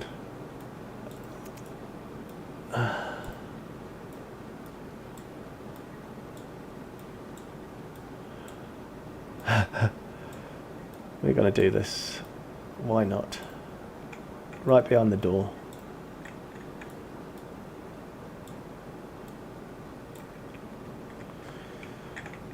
Makes people at least break the door down to get to the MCOM. A little bit of a challenge. It's probably going to get broken beforehand. So MCOM's in. It's not touching the walls. It's not touching the toilet. Not touching the door. No, that's perfect. We could probably just centerize it a little bit there.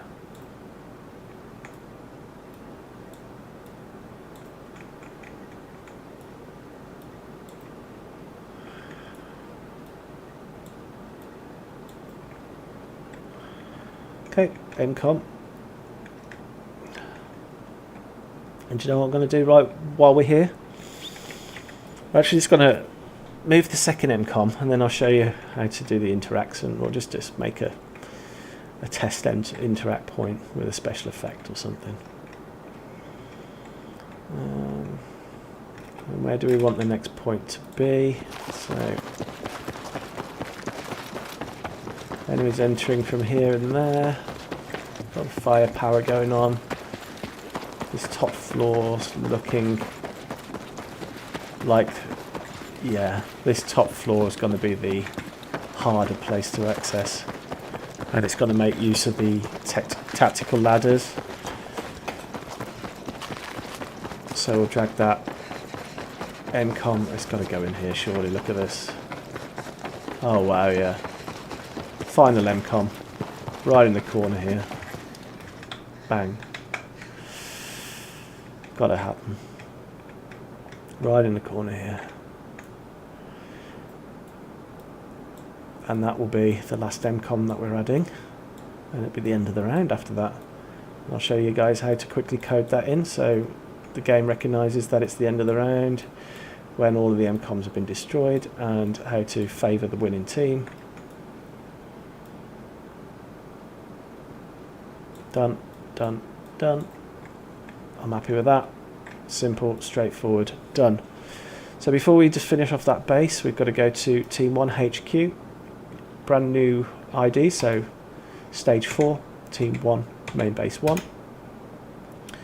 Team 2 base, Stage 4, Team 2, Main Base 1. And then the MCOMs, 1007, 1008. And you know what? We are done with that. We're going to export that. But I did say we are going to do a little Easter egg. So let's do that. So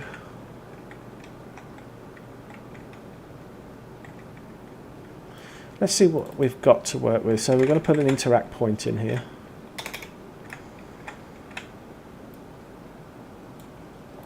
On this urinal.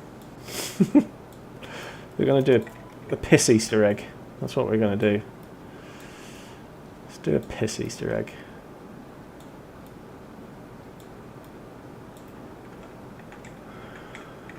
Just on the urinal, just there.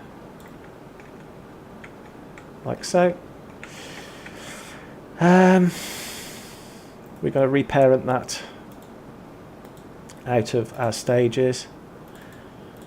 Interact, and we're going to call it interact Easter egg EE. We'll just give that a ID of 2000. Why not? That's fine. Now what do we want to do with this? Well, we want sound effects, so do we get anything like that?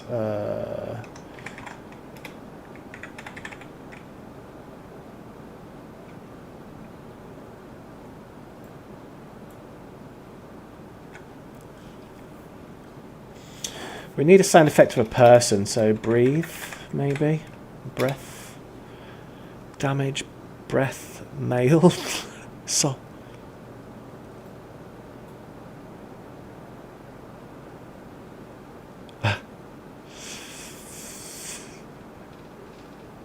I mean, there isn't going to be things like fart noises, is there? It's just ridiculous. You don't know. You really don't know what developers put in games. I mean, it's like 2042. There's sound effects that have never been used, and one of them's got fart in it.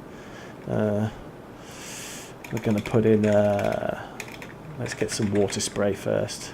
Is there a spray? Brooklyn Shares hydration spray. No.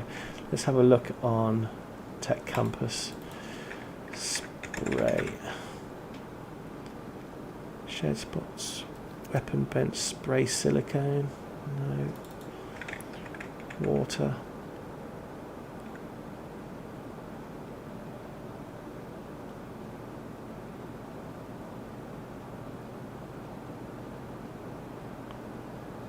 Water splash. Water trickle. That's a 3D loop. Splash head. Water pipe.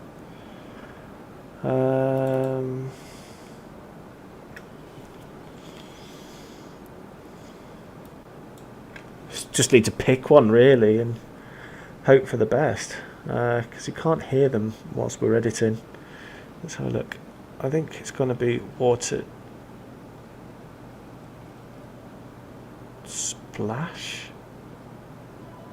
It's a loop. Don't really want a loop.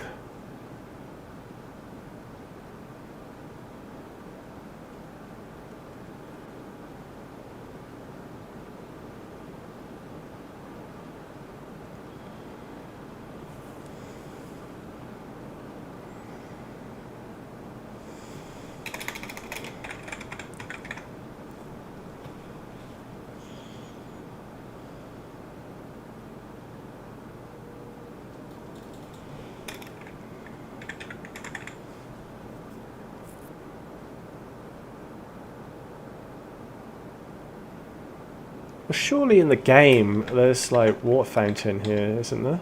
In the, I mean, surely this map has got water fountains. Because all I need to do is get that same effect and just scale it down and aim it.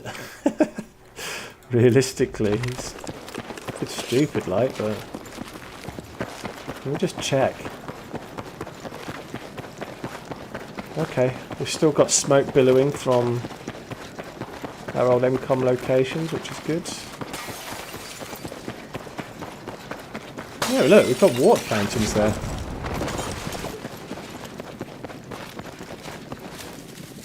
And here, oh look, we've got sprinklers, water sprinklers. That's what we need. Oh man, that's perfect.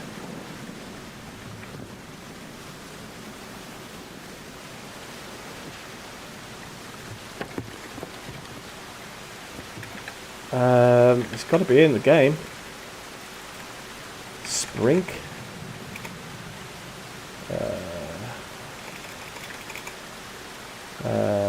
Water. Please say they haven't put this in Portal because they know I'm going to do stupid shit like this. I bet they have. I bet they've done that.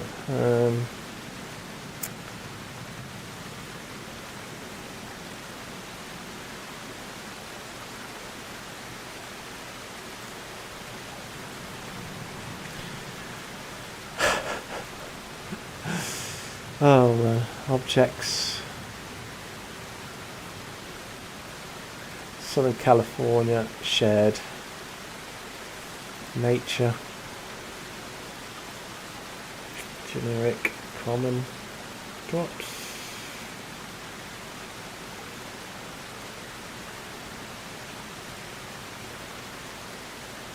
Are they called sprinklers in America? I mean, I'm sure they're called a sprinkler. Is there another name for them, or? Sprinkler? No. Grass. Airplane jet wash grass. That's an effect.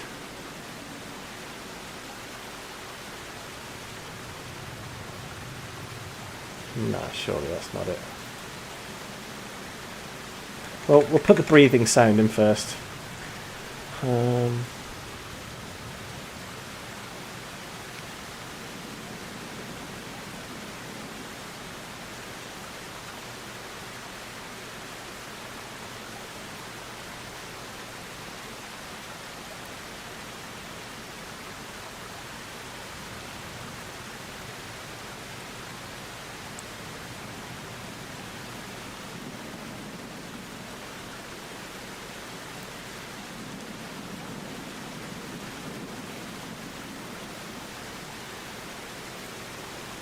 It's going to be this one, surely.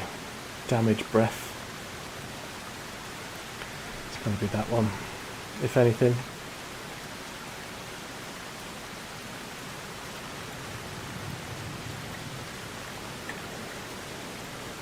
Let's keep that sound. Effect an ID as well. So that's 2000. So the sound is going to be 2001.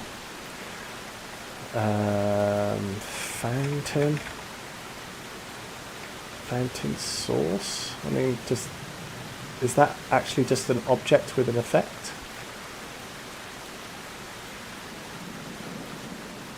No, that's this object here.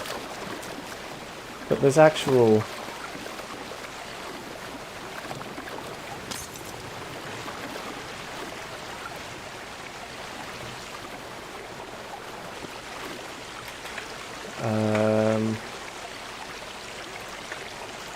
Splash?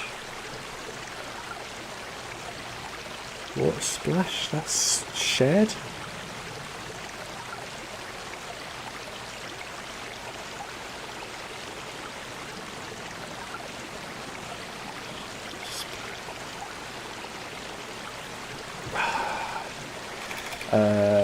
Water. I don't know what other words they would have used to. What about force it? No. Liquids, water tank, pool. No.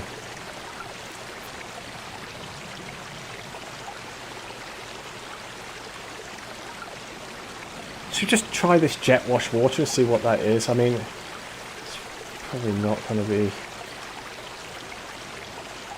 anything to do with what we're trying to achieve, but screw it. I'll put that effect in there and just see what happens.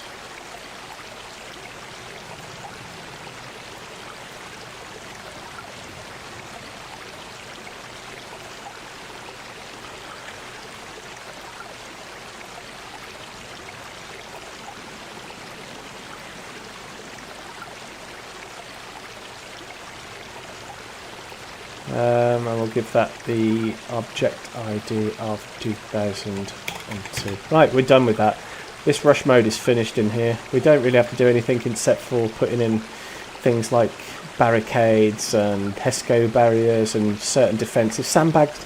We'll put some sandbags in around some of the areas as well, but as for right now, we're all done with this. And we'll export that and get over to... Get away from that, it's making me want to piss myself. In fact, we'll quit out of that. Into the portal editor, delete our JSON, put the new one in,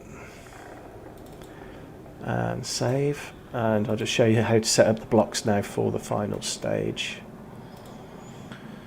So, we've got to disable those 2 HQs from the start of the round, which is... And they disable the HQ, which is stage 4, team 1, main base 1. Disable stage 4, team 2, main base 1. We also want to disable those 2 MCOMs from the start, which is 1007 disabled and 1008 disabled.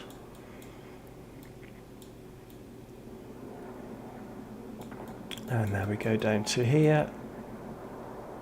And we want to enable the final MCOMs, which is if the enemies have scored a total point of 6, so all of the MCOMs have been destroyed, we want to disable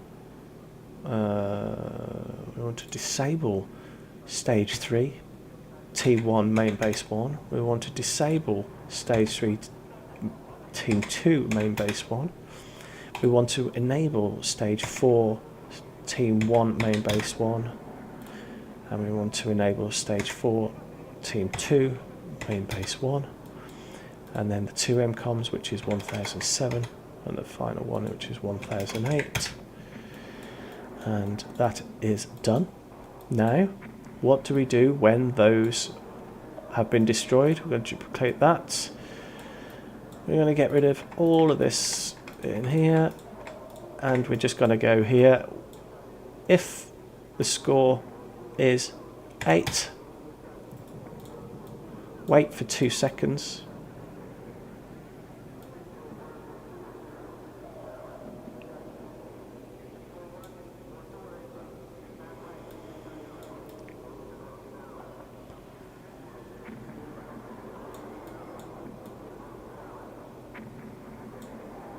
Don't need to wait for 2 seconds. I've already got wait in at the top. I forgot to put that in there.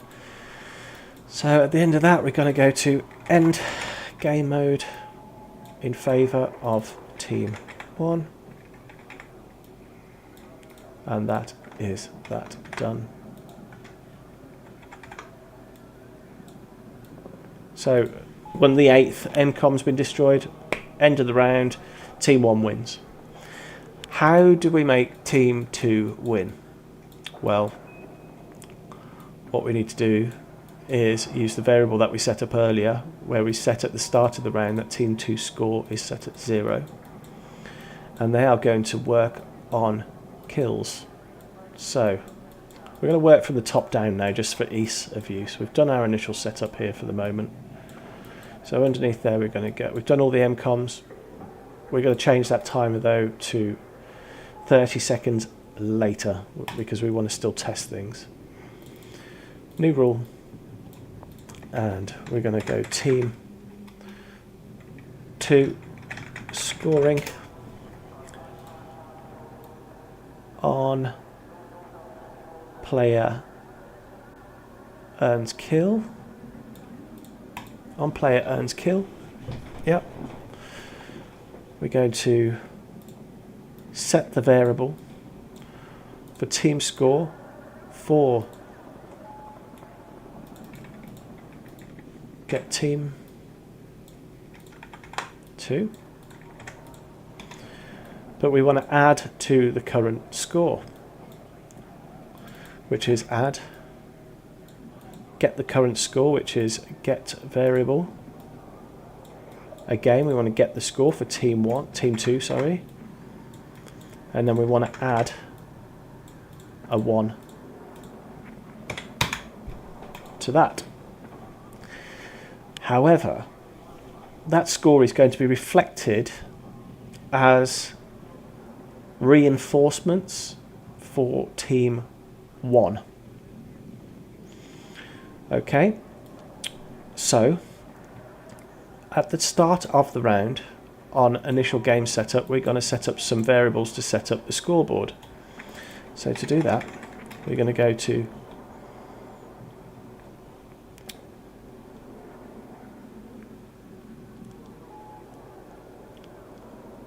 set scoreboard header. This is team 1 and this is 2. And we're going to set messages in here, but with variables to know what the score is. So for team 1, we're going to set up a message like this. We're going to go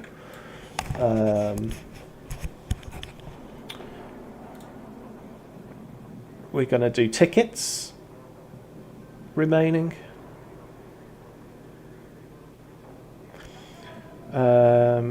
So attackers, and then variable there.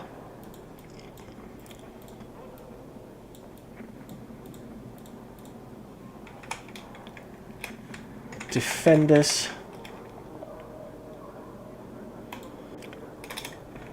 N, no score, not necessary.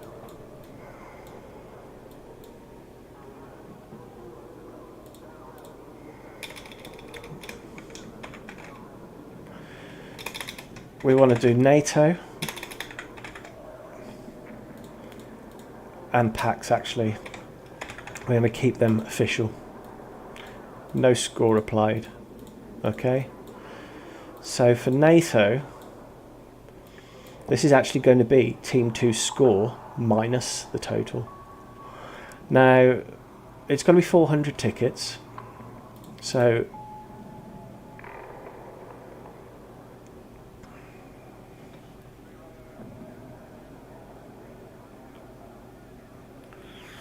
what we want to do here is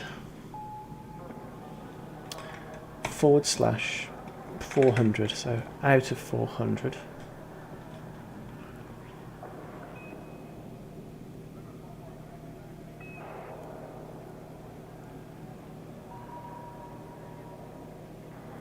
I'm not sure actually just to do that as MCOMs counted, so they've got to score 8 MCOMs, or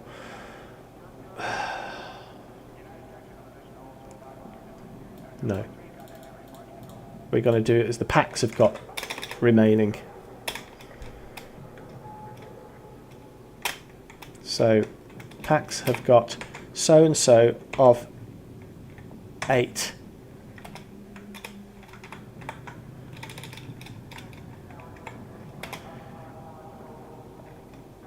Remaining.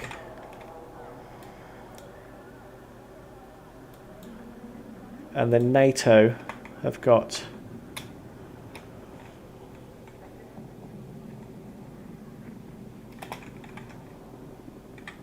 remaining. Let's do that. We'll do that as a scoring system, I think. How do they do that in Rush? I mean, how does that work in Rush?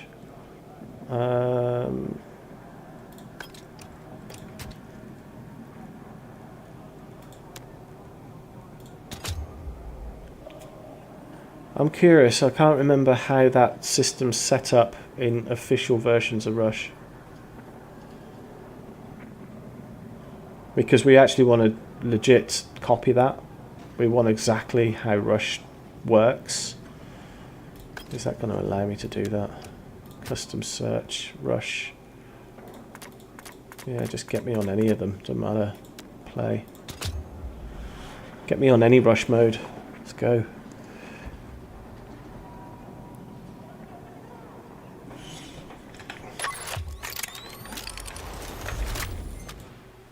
Let's just see how the scoring board's set up on an official Rush server and what the remaining attackers things. So NATO, PAX. That's the titles.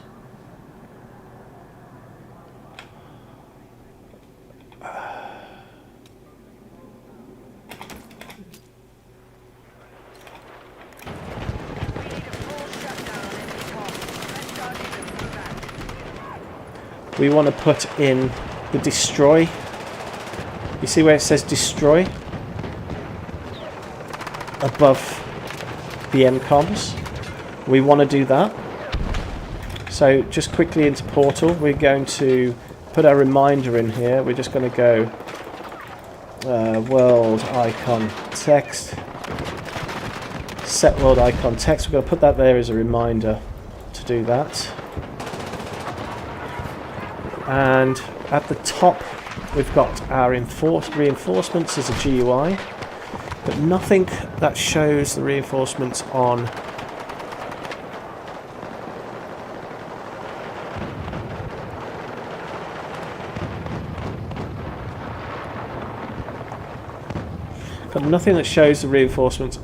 the scoreboard.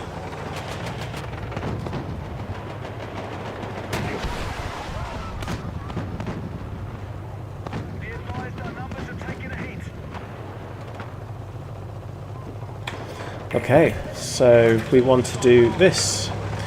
We're going to set, we're going to add UI text.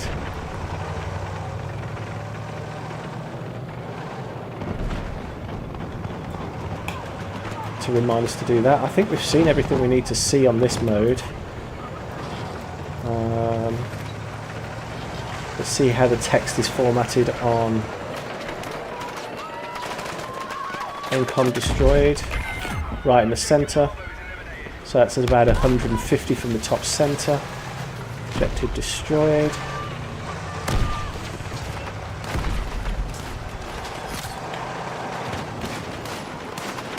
Did we score any tickets for that?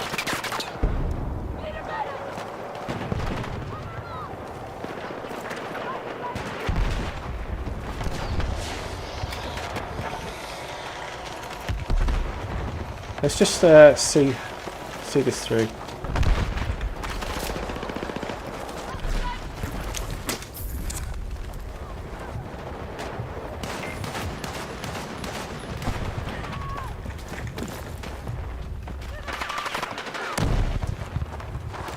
Okay, let's do this. So first things first, we want a destroy and protect. Yeah, we want to destroy and protect. So back to Godot. We're going to go to Godot. We're going to go to all of our MCOMs and put in a world icon there. And I'll show you how to do that. So stage 1. We're going to MCOMs 1. And there's that first one. All the way back at the start. And we're going to put a world icon in here.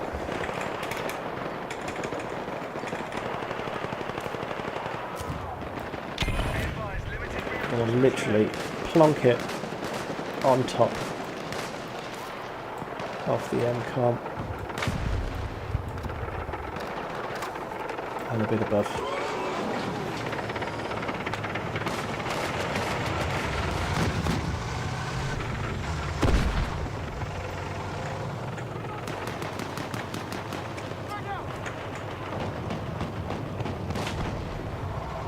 Do we need 2? Yeah, we do. And then we're just going to duplicate that.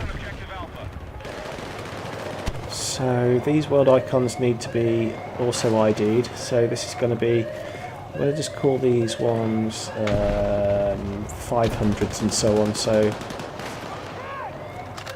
this is 50511. So this is 5 for the world icon, stage 1, 1, 1. And then 5112. Second MCOM.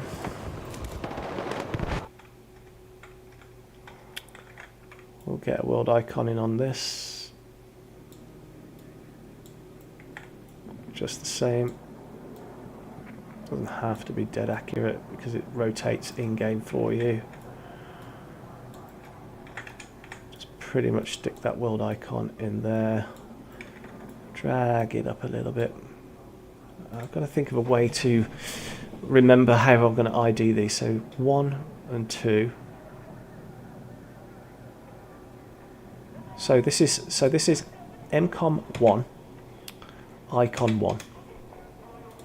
This is MCOM 1, icon 2 for team 2. So this is MCOM 2 for team 1. Duplicate that one, and that one is going to be MCOM 2 for team 2. Let's do it that way, it's much easier. Okay. Close that. Stage 2. MCOMs. Got to put these in, make it look much more official and legit.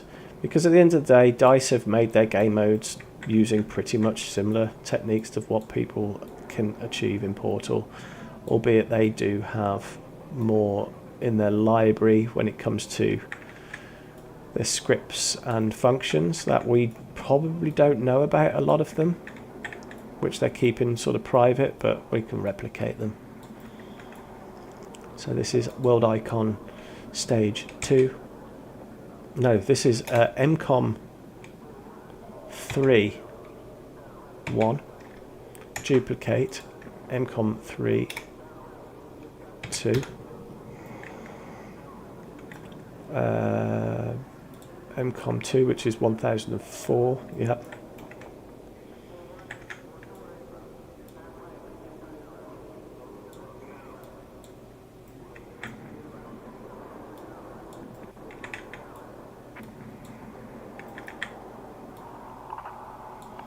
As I say, it doesn't really matter about the rotation. And this one is MCOM 4, 1. Duplicate that. Ooh, 4, 1. Wait a minute.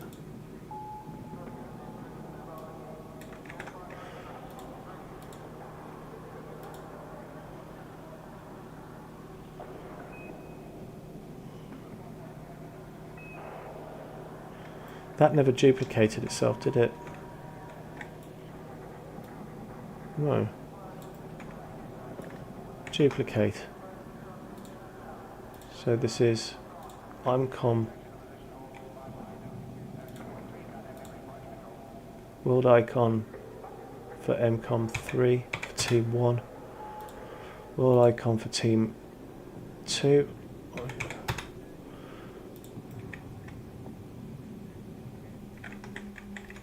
And then this one is MCOM 4 for team 1, duplicate 42 for team 2. There we go.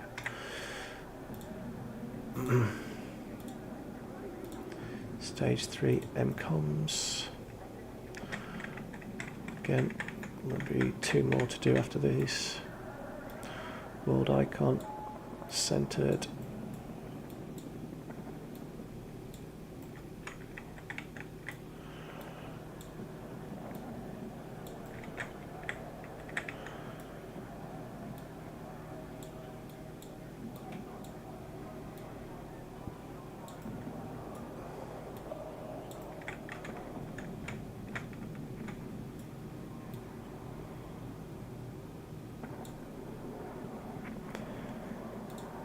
And this is MCOM, which one?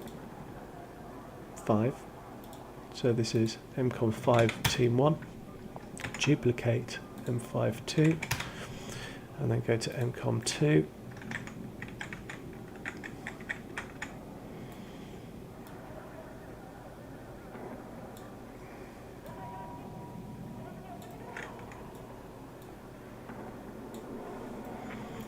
And then this is MCOM 6.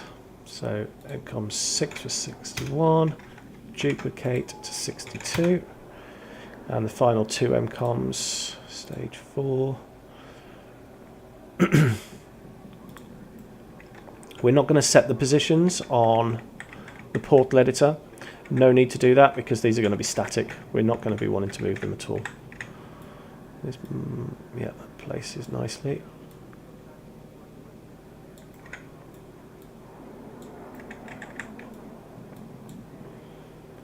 And this is number 7, so this is 7 for Team 1. And duplicate 7 2. And the final MCOM, nice and easy to get the world icons and the destroy icon to show up. Exactly how they've done it at DICE, just by doing this, except I'm just dragging, dropping things on top of each other like this and just lifting it up. They will have very strict numbers noted on their design, like how high is it above the MCOM, and things like that. It's very specific, but we're obviously not bothered about that. And this is Team 1 for number 8, duplicate, and then 8 Team 2. Done. I'm going to save those world icons into the map, export, and then I'll show you how to get those to run. So we'll do the UI text later. So at the start of the round, we only want the first 2 to show up, but we're going to disable pretty much all of them first. So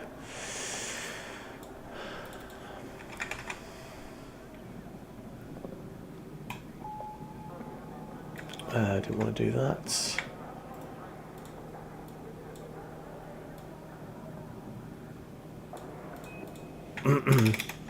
So destroy and defend, I believe it's going to be.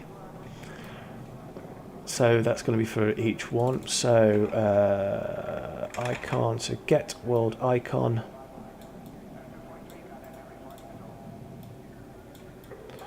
And we're going to start it with, well, it started with 1112, didn't it? So it was MCOM 1 for Team 1.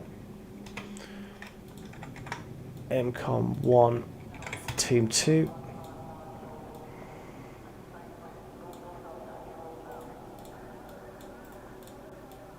And then it was MCOM 2 for Team 1.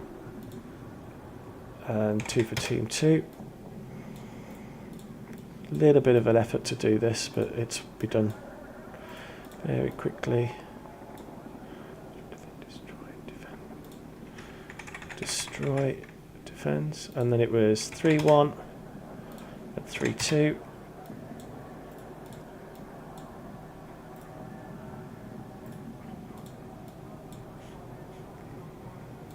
Four one, 4-2.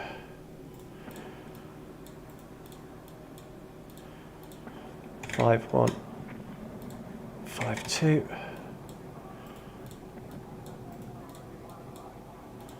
6-1, 6-2.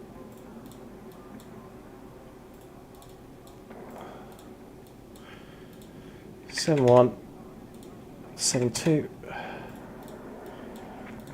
8-1, 8-2. All done. So they've all been labelled. So 8-1 is be defend. So defend, destroy, defend, destroy, defend, destroy. Perfectly done. Like so. Bit of a boring part again. Once it's done, it's done.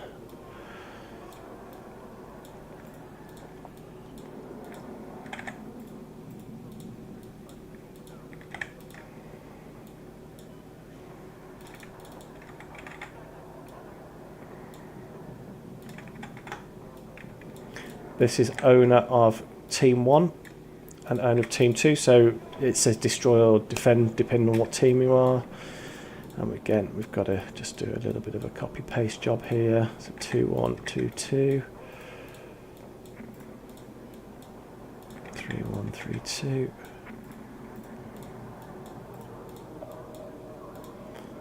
4 1 4 2 5 1 5 2 6 1 6 2 oh 6 6 2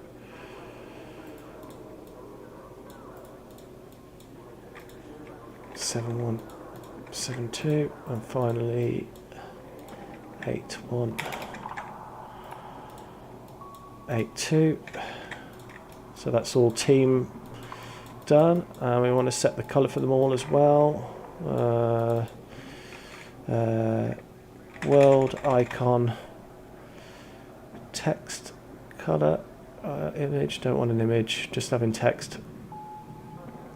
World icon colour.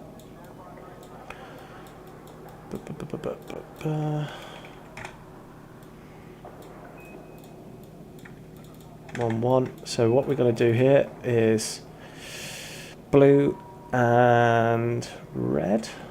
So vector. We're going to create a vector, which is normally used for positions, but it's also now used for colours, and it's literally RGB, red, green, blue.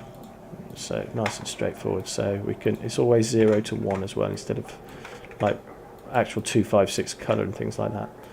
So for red 0, green we're going to have a 0.7, so it's going to make the whole number 1 blue, sort of light blue, and then team 2 it's going to be more red.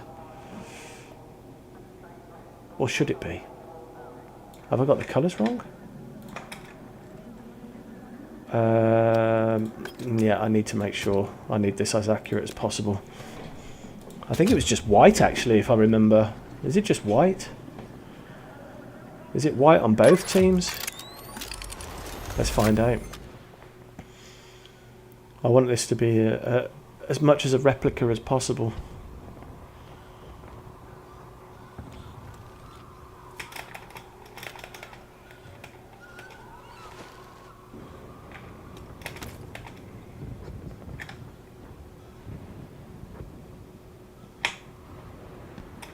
It's building up. I think it was white, if I'm honest.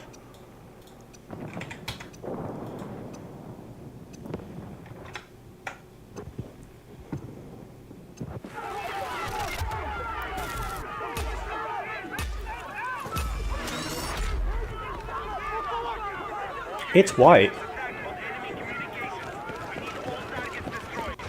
It's literally white.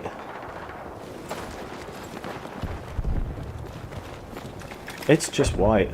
Okay. We just set it all as white. So 1, 1, 1, 1, 1, 1. It's all good. And now it's just lots of copy paste again. Pissy off. 1, 2, 2, 1, 2, 2, 3, 1, 3, 2.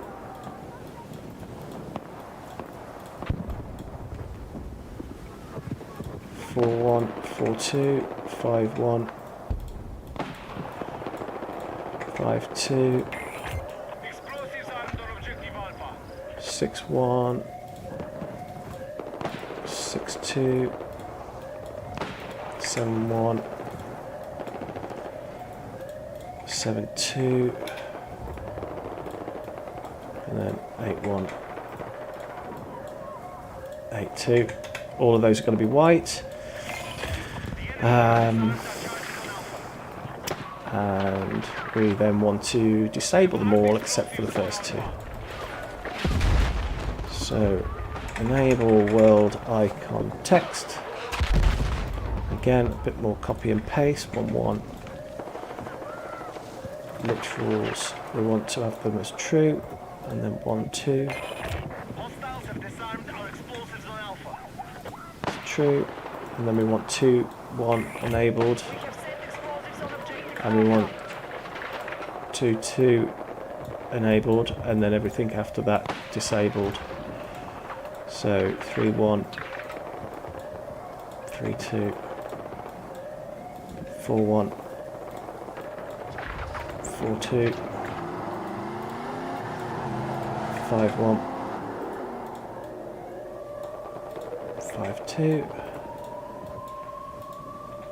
Pain in the ass to do all this. They should just have default templates for this, but that's not what they want. People to do this, to learn how to do it themselves, because I think it'll just get to the point in the future where there just won't be any game modes. You'll just get a sandbox for you to just do what you need to do with it.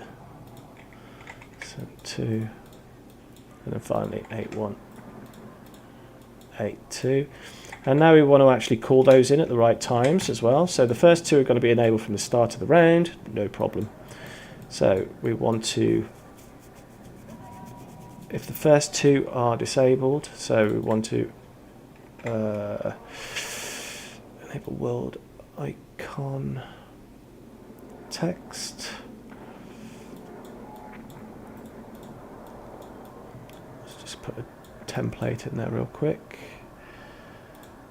So we want to disable the first 4 icons that were off, and then enable another 4 in the first set. So the first one was 1 1, 1 2, 2 1, 2 2. We want to set them to off, so it turns them off after they've been destroyed.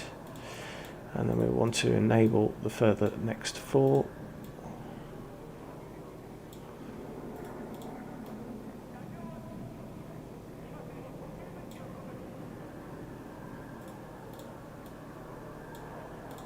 Put them to true.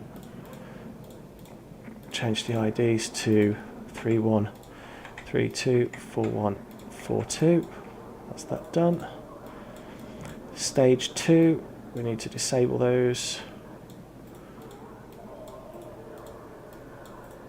We need to disable 3 1, 3 2, 4 1, 4 2. Disable those.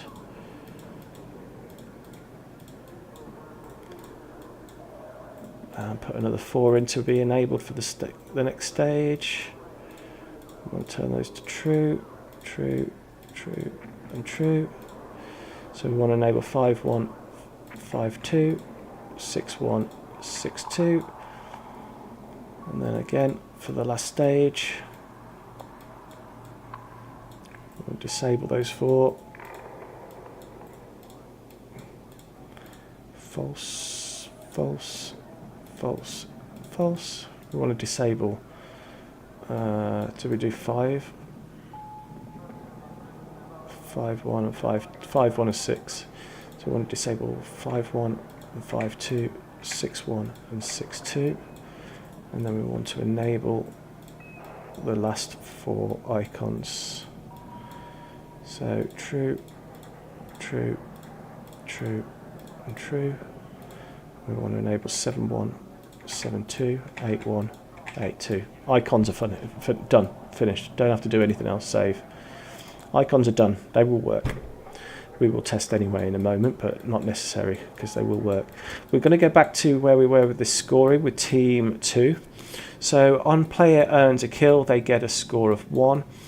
We need to. That's going to go onto the scoreboard, I think, as well. But we're not actually going to. We're not going to set up the scoreboard. We're going to do it officially. So perhaps, is it a Marta? A-M-R-T-A? Is that how you do it? Is that how it's spelled? Pax Armata?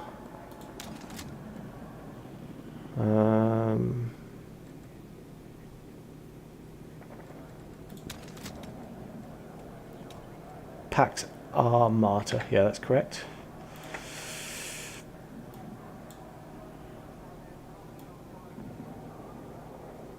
Okay, scoreboard's done. We need to do the GUI on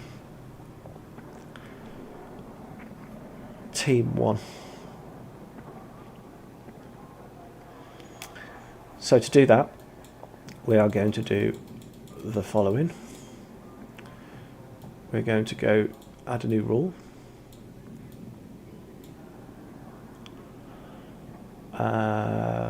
We're going to go on player deployed.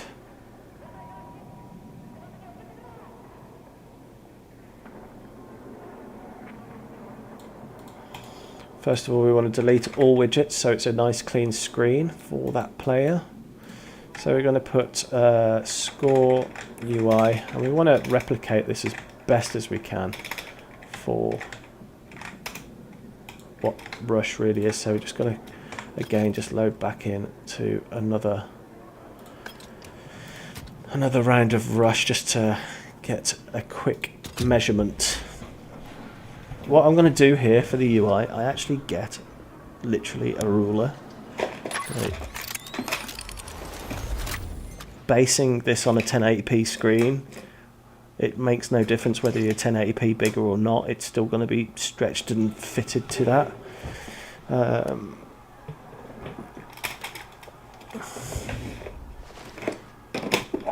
Oh man, I don't even know where it's gone. Is it important? Yeah, it is kind of, because I want to get it accurate. Nah, screw it. We can even do this screen as well, but not with that runtime and this intro thing. We can do something similar. Same sound effects.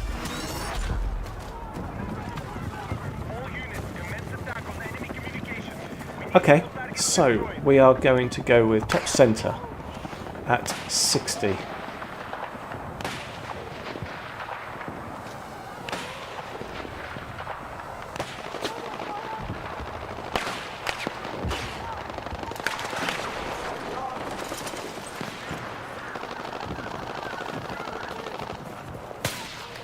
Top center at 60.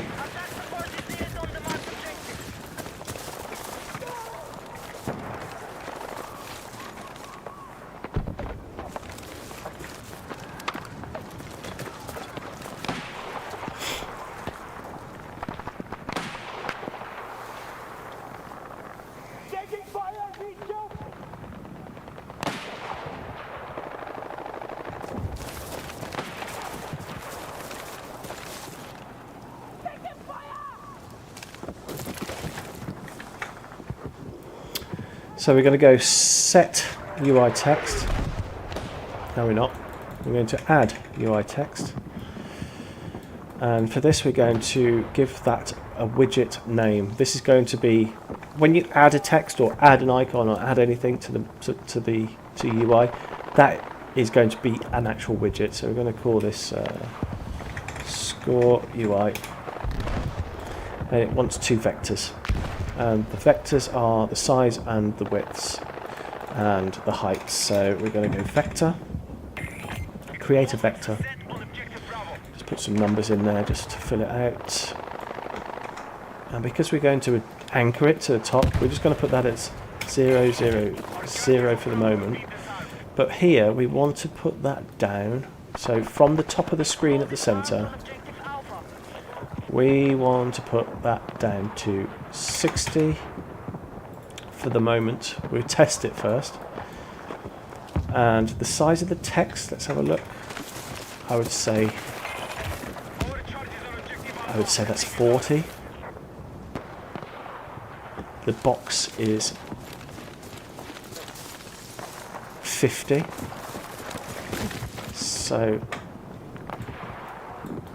So the I'll put this on team 1 just in case we need to do a team 2 one as well. So I would say the text size is 40, so we're going to make the box 50. The width I'm going to put also at 50. And then we're going to put a UI anchor in. Pressing all sorts of wrong buttons here. UI anchor.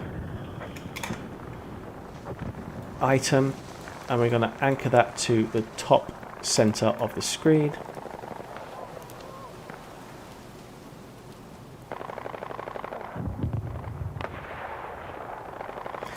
And what do we want to put in there? We need to put the score.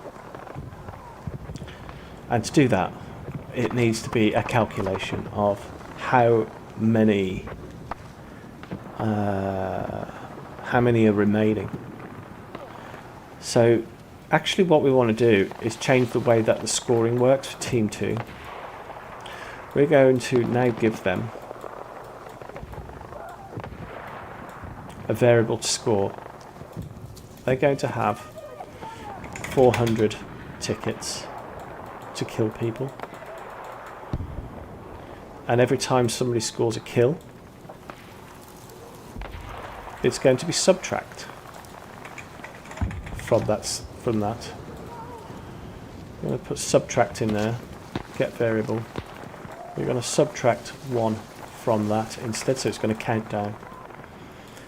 And for the message, we're going to go to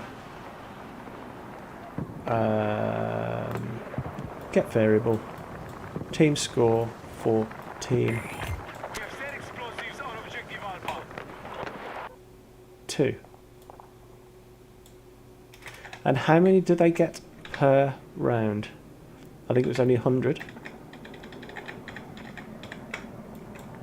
It's only 100, so we're going to set their score initially at 100. And we're going to reward them with 100.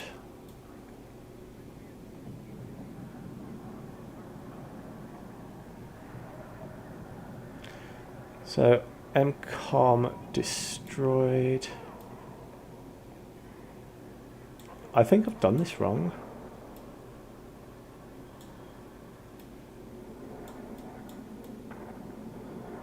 No, I haven't. No, I haven't. It's fine. I haven't. It's fine.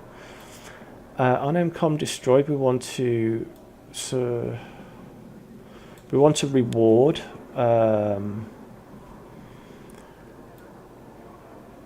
the team with extra points. So we're going to go variable score for team 2.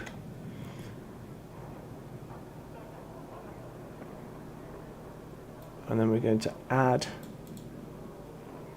the score for team 2 with an extra 100 on each time. Like that. So whatever remaining tickets they've got left from the previous stage can then be added in, basically.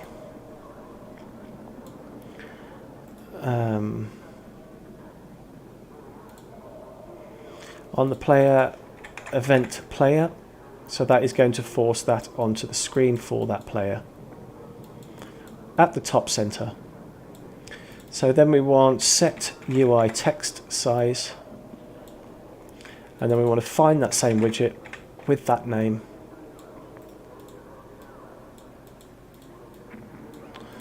This should be team 1 first. I'll do team 2 second. And we're going to set that size to 40. Come on, it's buggy. 40, there we go. And then we want to set the color. Set UI text color. Find that widget with that name. And again, a vector for a color. Red, green and blue. We're going to put this at 0, 0.7 and 1, so it's blue. And then set UI background color, set UI background color. We're going to give it a background color as well, which is slightly blue, but dark.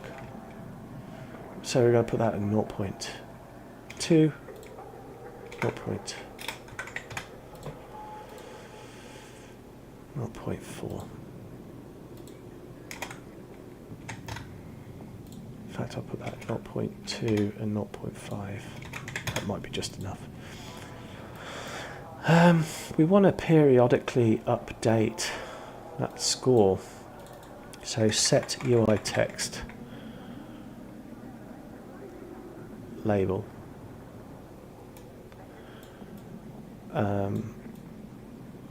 So on player earns a kill from team 2. We want to put a condition in there as well. So player earns kill and that's equals. We want to make sure that person is on team 2. So the get team for that player is equal to 2. So we're going to put an event player, and that basically just checks equals. Does the player on that player's team equal the second team? So is he on team 2? Then yes, it will run these commands for team 2. And we want to set that label every time a score has been updated with that variable just there. And we're going to put a wait of 1 second in there as well, just give it time to process that exact figure. I think two is probably enough. No, we'll do 2. Screw it, that's fine. And that should update as team as the round grows, and there's a score, so that's fine. Happy with that. The player is going to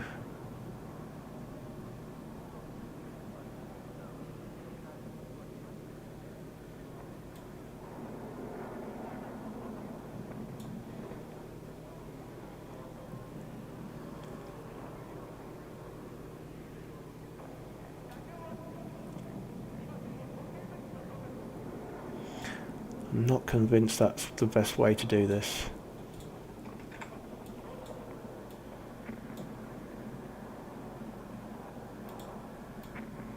I think this is possibly better.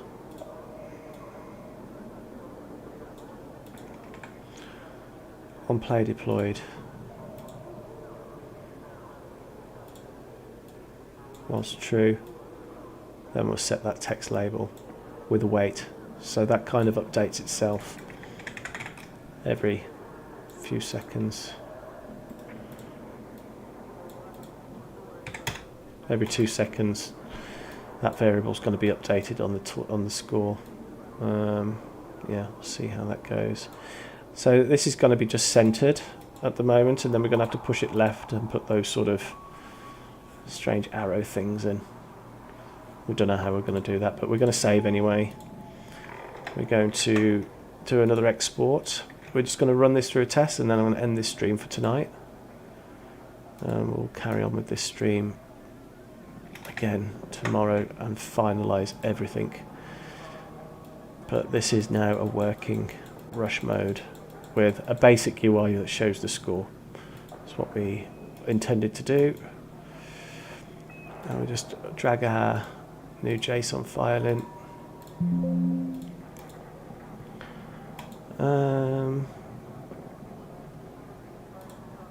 And you know what? We'll actually put some backfill bots in as well, just to test how this works. And we want a lot of bots because this is going to be it's going to be a 64-player server. We want 64 players on this rush mode. Done. Community, and let's run a test.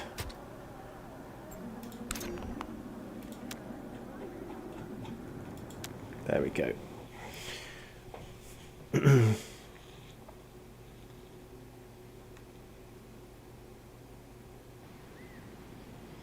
Yeah, so it's nearly a 3-hour stream. I knew this was going to be a long stream. They usually are, but to cover everything that you need to do and to make sure that you're doing it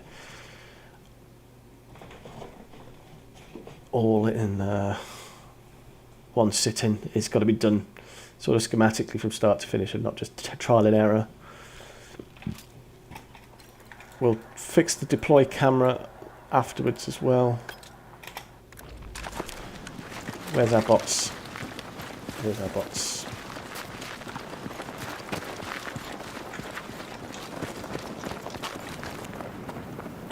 I don't see a UI. Hang on. I don't see a working UI there. Let's find out why. Score UI. On play deployed. Delete all UI widgets.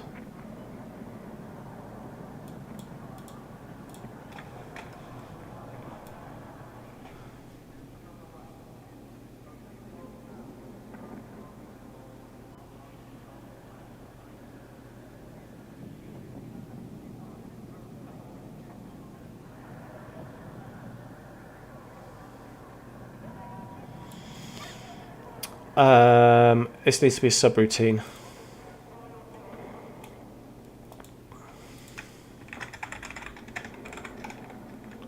So we're going to change this now to what we call a subroutine, which is going to run for all players in the background here. And what we're going to do is drag all that into there, disable that, we'll go there, and we're going to go to this start of the round, subroutine, scoring UI, and then we're going to change that from event player to get team 1. So everybody on team 1 gets the same.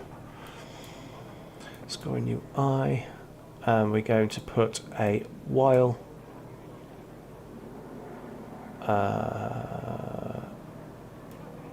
true,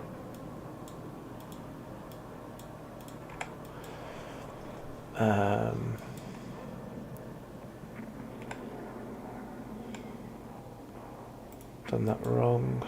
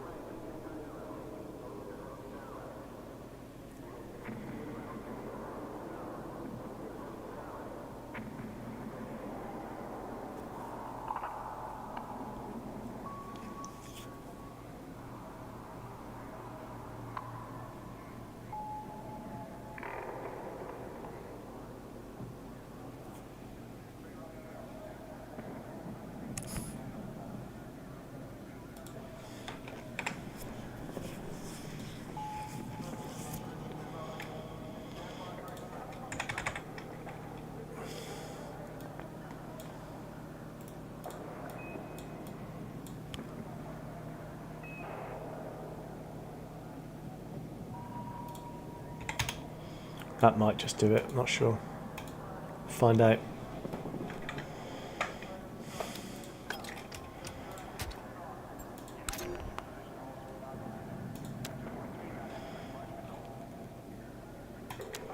We also want to test our world icons are showing up as well. We want to fix the deploy camera, which was on our list here.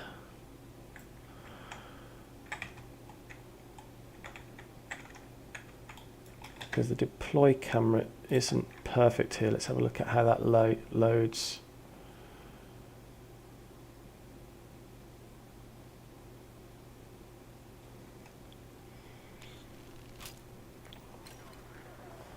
So it's quite far down there, look.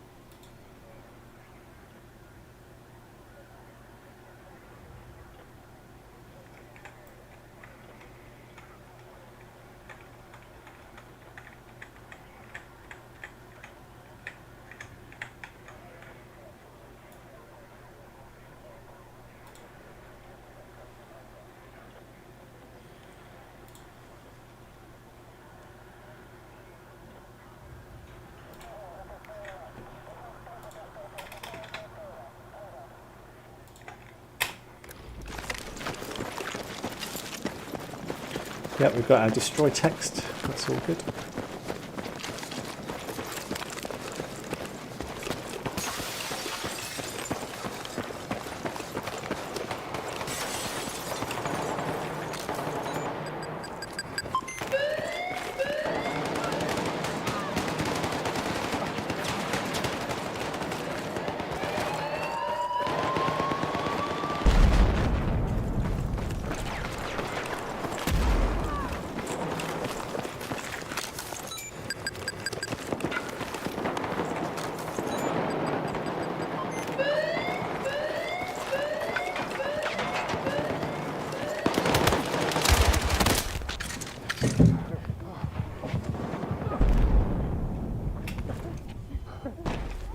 We can remove our test icon as well now, because that seems to be working fine.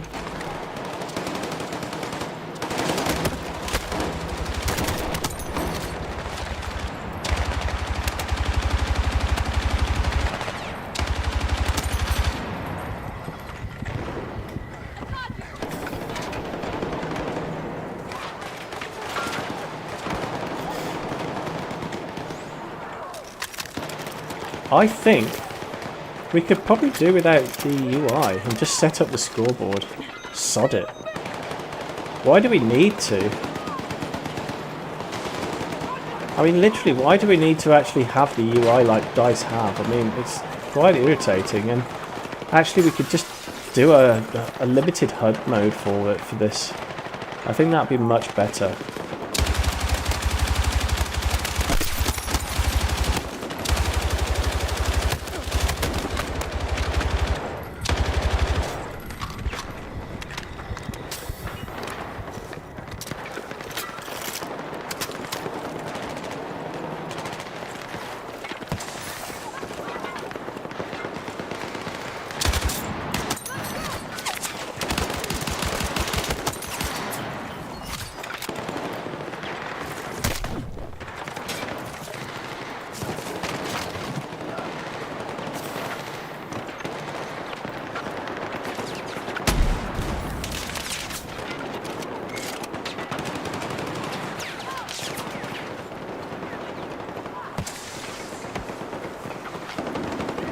Definitely need to put some sandbags in here.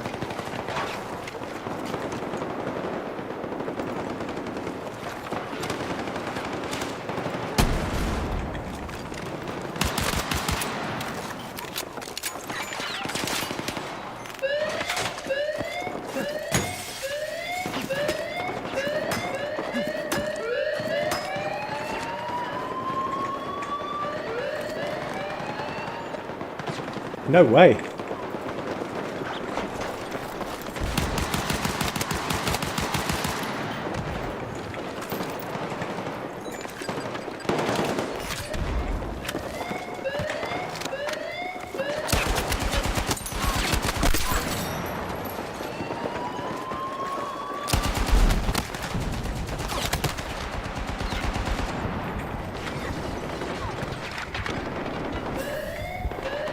Oh, my friendlies have managed to rush that one.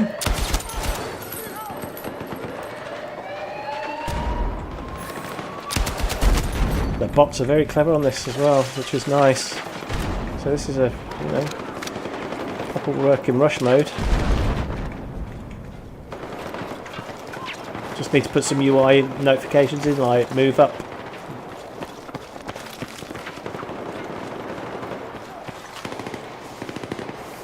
And put a delay in. We're going to put a delay in for the first team as well before the next base moves up. So it's just about timings, delays, and holy crap, there's loads of them out there.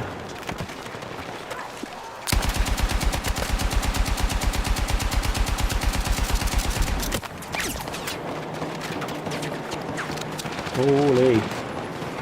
Go down.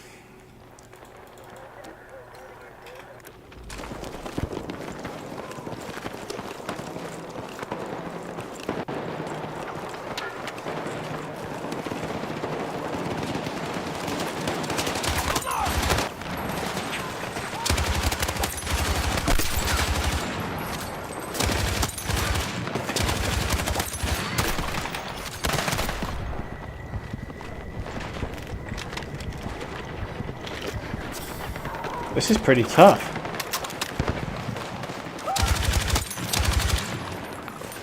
This is pretty tough.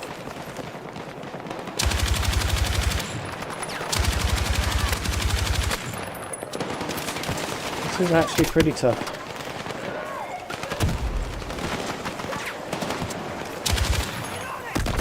Ouch.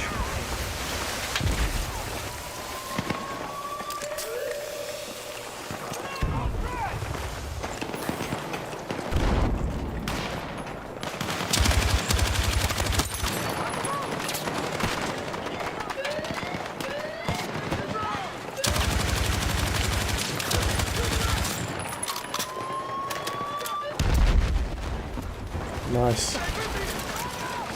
It's working very well. Much better than I anticipated. Much better. I'll respawn after that. Much, much better.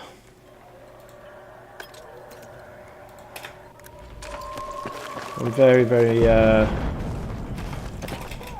happy with how this has turned out. Test okay, perfect.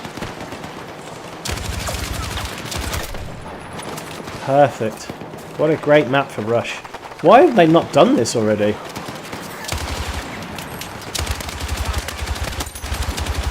How have they not done this? I mean, surely this is why they've made this map for Rush. It's just excellent.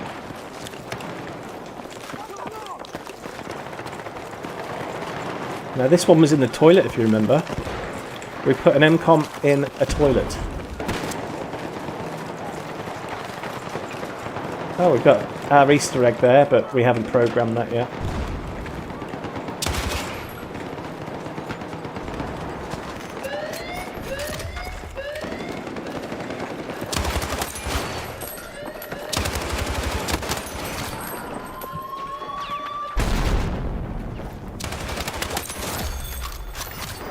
One more MCOM, the game should finish.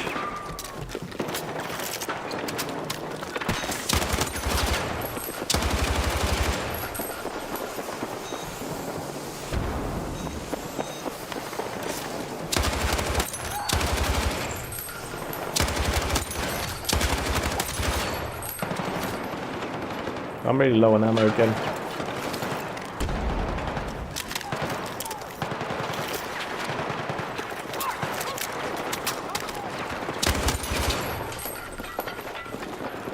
The last two icons haven't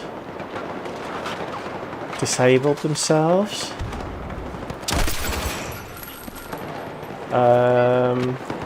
Might have to work on that.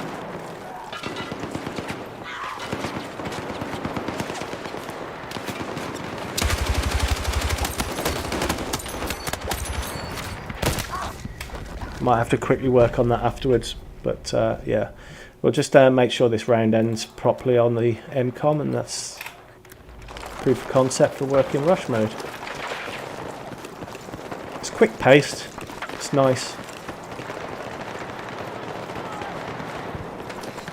Nice map, really nice map for Rush.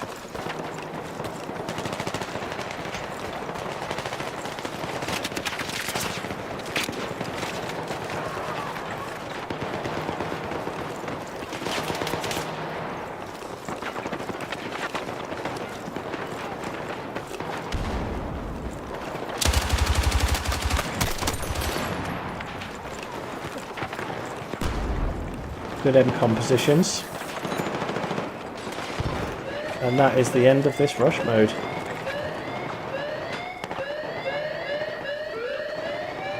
Set the timer, set the UI, all finished.